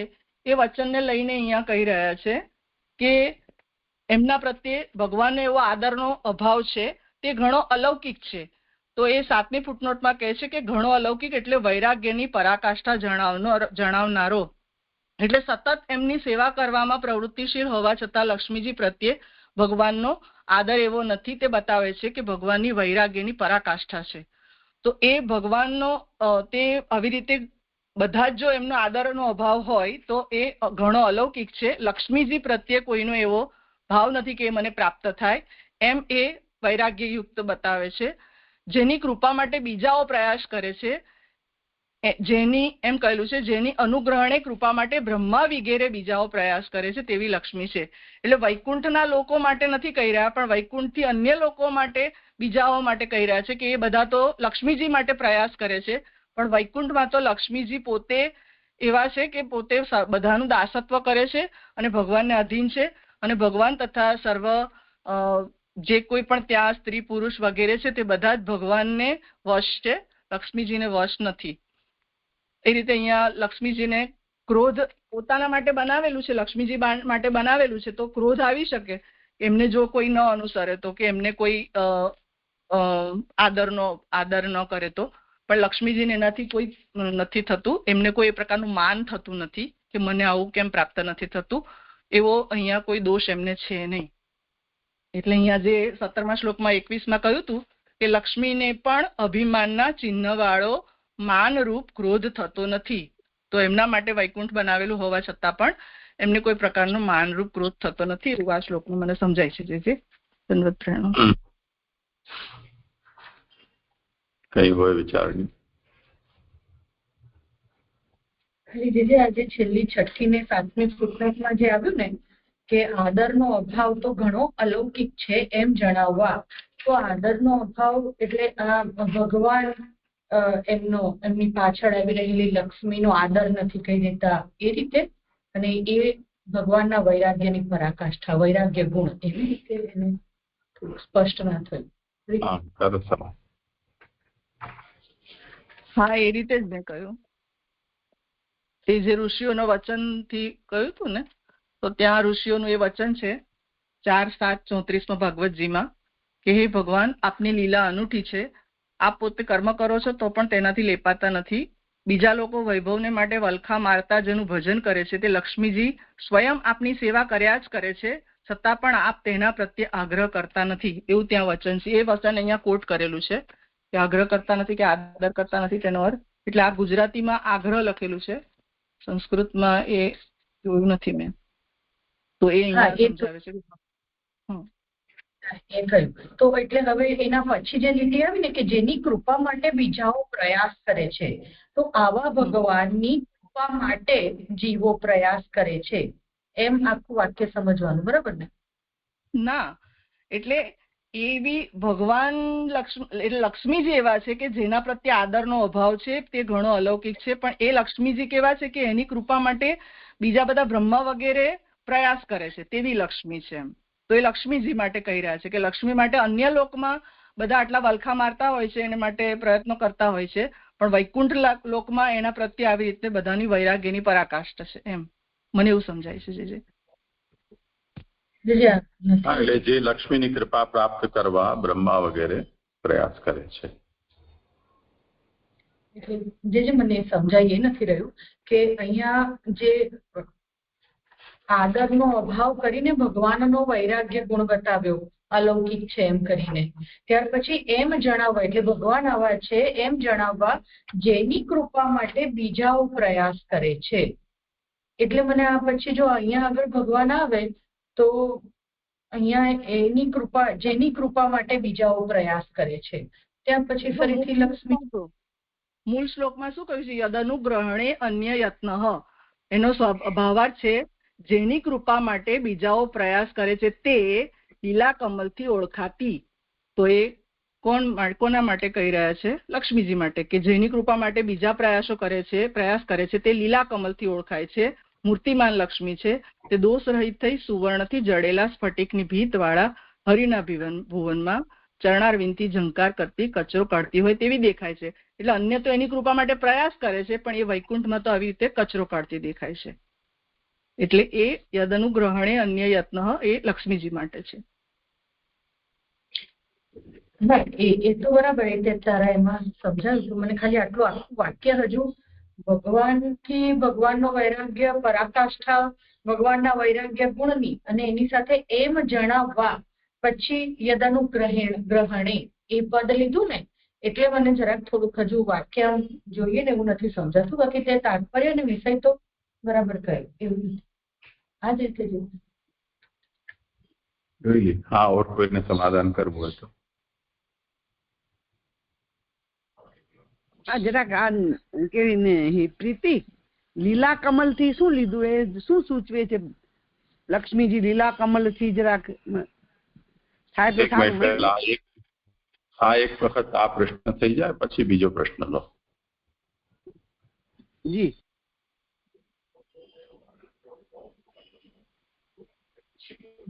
આ પ્રશ્ન ઉપર કોઈને કંઈ કહેવું હોય તો. એટલે સંસ્કૃતમાં એમ લખ્યું છે, આદર અભાવસ્તુ અતિ અલૌકિક ઇતિ જ્ઞાપયિતુમ આહ યદનુગ્રહણે અન્ય યત્ન ઇતિ. તો એ આદર અભાવ અતિ અલૌકિક છે. એ આદરનો અભાવ અલૌકિક છે એ એટલા માટે કીધું કે આ લોકોમાં એનો આદર પ્રત્યે અભાવ નથી થતો, પણ આ અલૌકિક છે, આ વૈકુંઠ લોક છે, એમાં આદરનો અભાવ અલૌકિક છે. એટલે અન્ય લોકમાં એ એવું નથી એવું જણાવવા માટે એના માટે આ શબ્દ કીધો છે. લક્ષ્મીજીની ચાલી રહી છે, ઉપરથી વાત લક્ષ્મીજીની ચાલી રહી છે. આપણે લઈએ તો ઉપરથી છેકથી વાત લક્ષ્મીજીની ચાલી રહી છે. તેથી ત્યાં રજનો સંબંધ ન હોવા છતાં તે જ અભિમાન વિનાની રહે છે. તેથી તે પ્રમાણે કહેલું છે. બધું એ વૈકુંઠ ઘણું શોભાવાળી હોવાથી લક્ષ્મી તે શોભા કરે છે, તેથી એવો તર્ક કરેલો છે. અથવા ત્યાં રહેનારાઓ લક્ષ્મીને વશ નથી, તેથી એવો તર્ક કરેલો છે. એથી કહેલું છે કે લક્ષ્મીમાં દોષ નથી, તેનાથી થતો દોષ બીજાઓમાં પણ નથી. લક્ષ્મી પ્રત્યે આદરનો ભાવ તો ઘણો અલૌકિક છે એમ જણાવવા જેની કૃપા માટે, એટલે અહીંયા જે આટલો વિષય કહ્યો ને આદરનો અભાવ તો ઘણો અલૌકિક છે, એ આપણને કોના માટે કહી રહ્યા છે? તો ભગવાન માટે. તો એ ભગવાન આવા છે કે એમને આદરનો અભાવ કરે છે અને અલૌકિક છે એમ જણાવવા જેની કૃપા માટે, એટલે જેની કૃપાથી પાછો લક્ષ્મીજી જ લેવાના છે. વાત આખી પહેલેથી લક્ષ્મીજીની જ ચાલી રહી છે, પણ લક્ષ્મીજી પ્રત્યે પ્રભુ કેવો નાખે છે વ્યવહાર, એ આપણને વચ્ચે એ બતાવી દીધો કે પ્રભુનો આવી રીતે એમની સાથે આવું કરે છે કે લક્ષ્મીજી જે છે એને અહીંયા 5 અને 6 નંબર અને 7 નંબરની ફૂટનોટ છે ને, કે પાછળ આવે છે લક્ષ્મીજી તો પણ ભગવાન એનો આદર કરતા નથી, આવું ભગવાન કરે છે અને ઘણા અલૌકિક, એટલે એ ભગવાનની વૈરાગ્ય બતાવે છે. તો જેની કૃપા માટે બીજાઓ પ્રયાસ કરે છે, તો એમાં એવું પણ લઈ શકાય જે બ્રહ્મા વગેરે જે સમુદ્ર મંથન વખતે બધા દેવતાઓ લાઈન લગાવીને ઉભા છે ને એ આવીને ભગવાનને વારે છે. તો એવી રીતે લક્ષ્મીજીની બધા અપેક્ષા કરે છે, પ્રયાસ કરે છે એમને મળવા માટે, જ્યારે આ લક્ષ્મીજી જે છે તે ભગવાનના જે છે એમની આ જરા એક વખત જોઈ લેવું જોઈએ. પુરુષોત્તમજીએ અહીંયા ઉદ્ધૃત તો કર્યું છે આદરાભાવનો સંદર્ભ, નમન્યતે સ્વયમનુવર્તતિમ ભવાન 4:7:34. એ જોયું છે હમણાં? હા, એ જ મેં વાંચ્યું ને, એ જ મેં વાંચ્યું 4:34.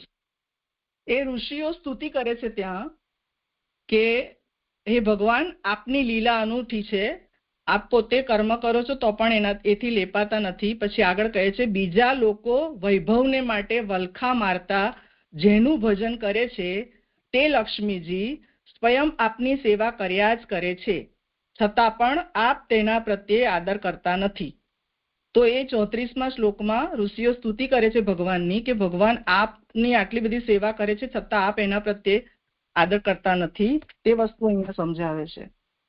એટલે અહીંયા જે ઇન્વર્ટેડ કોમામાં આપ્યું છે કે જેની કૃપા માટે બીજાઓ પ્રયાસ કરે છે, તો એ મૂળ શ્લોકનું જે વચન છે એનું તાત્પર્ય સમજાવવા માટે આ બધું કહ્યું છે. એટલે જેની કૃપા માટે બીજાઓ પ્રયાસ કરે છે એ તો મૂળ શ્લોકનું વચન છે, એને કોટ કરીને અહીંયા કારણ કે અહીંયા સંસ્કૃત વચન નથી આપ્યું કે આ યદનુગ્રહણી અન્ય યત્ન સમજાવી રહ્યા છે, પણ એનું ગુજરાતી ટ્રાન્સલેશન કરીને સમજાવે છે કે જેની કૃપા માટે બીજાઓ પ્રયાસ કરે છે એનું શું તાત્પર્ય? તો એ આ તાત્પર્ય છે કે અન્ય તો એના માટે આટલા વલખા મારતા હોય છે, પણ વૈકુંઠમાં એના પ્રત્યે આદર નથી હોતો. તે આદર નથી એનું પણ અલૌકિકતા છે કે બધાને લક્ષ્મી એટલે કે મીન્સ કે દ્રવ્ય વગેરે પ્રાપ્ત થાય એના પ્રત્યે બધાનો વૈરાગ્ય છે. એટલે ભગવાનનો વૈરાગ્ય છે એમ બતાવીને અન્યનો પણ વૈરાગ્ય છે એમ બતાવે છે. કારણ કે બીજા બધા ત્યાંના રહેનારાઓ લક્ષ્મીને વશ નથી, અને લક્ષ્મીજી જો કચરો કાઢતા હોય ને અન્ય એમને વશ હોય તો કોઈ પોતાના સ્વામીનીને કચરો વાળવા ના દે. તો એ કચરો વાળે છે એ જ બતાવી રહ્યા છે કે અન્યો તેમને વશ નથી. તો એ બતાવીએ છે અહીંયા કે અન્ય લોકમાં તો બધા લક્ષ્મીજી માટે આટલા બધા એમને પ્રાપ્ત કરવા માટેના કેટલા બધા પ્રયત્નો કરે છે, પણ વૈકુંઠમાં એ વસ્તુ નથી એમ. થયું સ્પષ્ટ? પ્રકારે પહેલા જ કહ્યું. એટલે લક્ષ્મીજી પ્રત્યે અન્ય કોઈ લોકો આ જાતના દોષમાં આવતા નથી. એનું કારણ એ છે કે જે અન્ય લોક સ્થિત છે એ લક્ષ્મીજીના અનુગ્રહ માટે વલખા મારતા હોય છે, એવું લક્ષ્મીનું મહાત્મ્ય છે. પરંતુ વૈકુંઠ સ્થિત જે અન્ય ભક્તો છે એ લક્ષ્મીજી પ્રત્યે આ જાતનો કોઈ પણ ભાવ નથી ધરાવતા, કેમ કે લક્ષ્મીજીમાં પોતાનામાં એ દોષ નથી, તેથી એ દોષનો પ્રતિબિંબ અન્યમાં પણ પડતો નથી.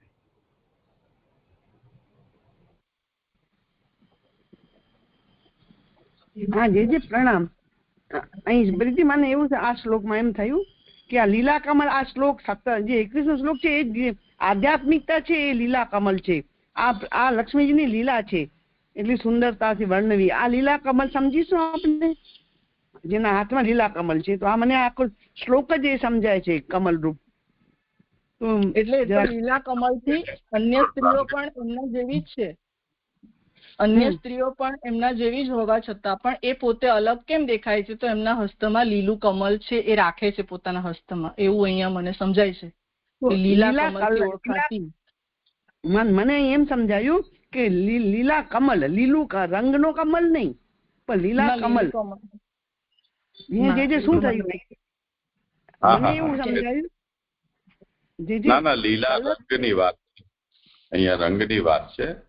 લીલા એટલે ઓલી ક્રીડા સાથે મતલબ નથી. જે ધરવી રહ્યા છે એ સ્ફટિકમય ત્યાંના વૈકુંઠના જે ભીત વગેરે છે કે જમીન છે એના ઉપર લાગી રહ્યું છે કે જાણે કે ઝાડુ કોઈ મારી રહ્યું હોય. બીજી ફૂટનોટ પણ કાલે આપ જરા જોઈ લેજો. બીજા ફૂટનોટ જે છે ને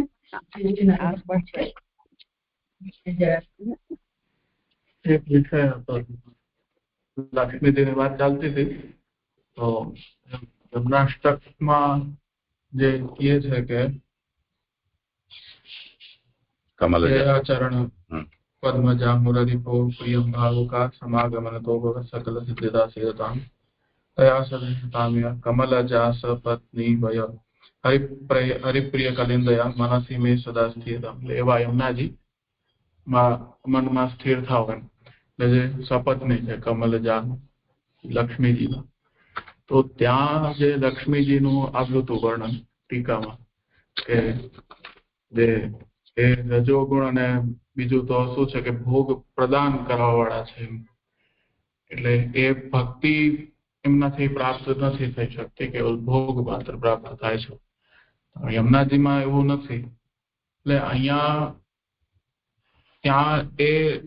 અહીંયા ફરી બે પ્રકારે લક્ષ્મીજીનું વર્ણન આવ્યું. એટલે એના સંદર્ભમાં એવો કઈ વિચાર અહીંયા કરી શકાય એવો છે કે નહીં? હા, એટલે અત્યારે આ જે ઝાડુ મારી રહ્યા દેખાય છે, ઝાડુ મારતા દેખાઈ રહ્યા છે, એના પાછળ બ્રહ્મા આદિ એમની કૃપાની આકાંક્ષા રાખે છે, એ આધ્યાત્મિક પ્રકારના છે.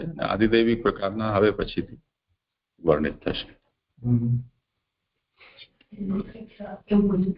આજે આપણે પણ હમણાં કીધું કે ત્યાં ભક્તો પણ એવા જ થઈ રહ્યા છે કે જેમને વૈરાગ્યની પરાકાષ્ઠા છે. તો ત્યાં ભક્તોની સંખ્યા ત્યાંના રહેનારાઓ લક્ષ્મીને વશ થતા નથી, એટલે ત્યાંના લોકો પણ એવા છે. પૃથ્વીને કહે છે ભગવાનજીને વૈરાગ્યને પરાકાષ્ઠા છે, પણ ત્યાંના લોકો જે રહી રહ્યા છે એ પણ એટલા વૈરાગ્ય છે કે એમને લક્ષ્મી માટે કોઈ લોભ કઈ છે નહીં, એટલે વૈરાગ્યની પરાકાષ્ઠા પર પહોંચેલા ત્યાંના લોકો પણ એવા નથી. એટલે લક્ષ્મીએ જયારે પોતાના રૂપ સૌંદર્ય વગેરેનો અહંકાર છોડીને અને દાસી કર્મ કરવા માટેની તત્પરતા બતાવી રહ્યા છે, જે લક્ષ્મીની બ્રહ્મા આદિ કૃપાની આકાંક્ષા રાખે છે છતાં ભગવાન જેમની ઉપેક્ષા કરી રહ્યા છે, એટલી જેમના અંદર દૈન્ય છે લક્ષ્મીમાં, તે કારણે જે કુદરતી દોષ સ્ત્રી સહજ જે હોય છે તે લક્ષ્મીમાં નહીં હોવાને કારણે વૈકુંઠ સ્થિત અન્ય જે ભક્તો છે એમના અંદર પણ એ દોષાભાવ છે, એવું અહીંયા કહેવા માંગે છે. ઘણો હા હા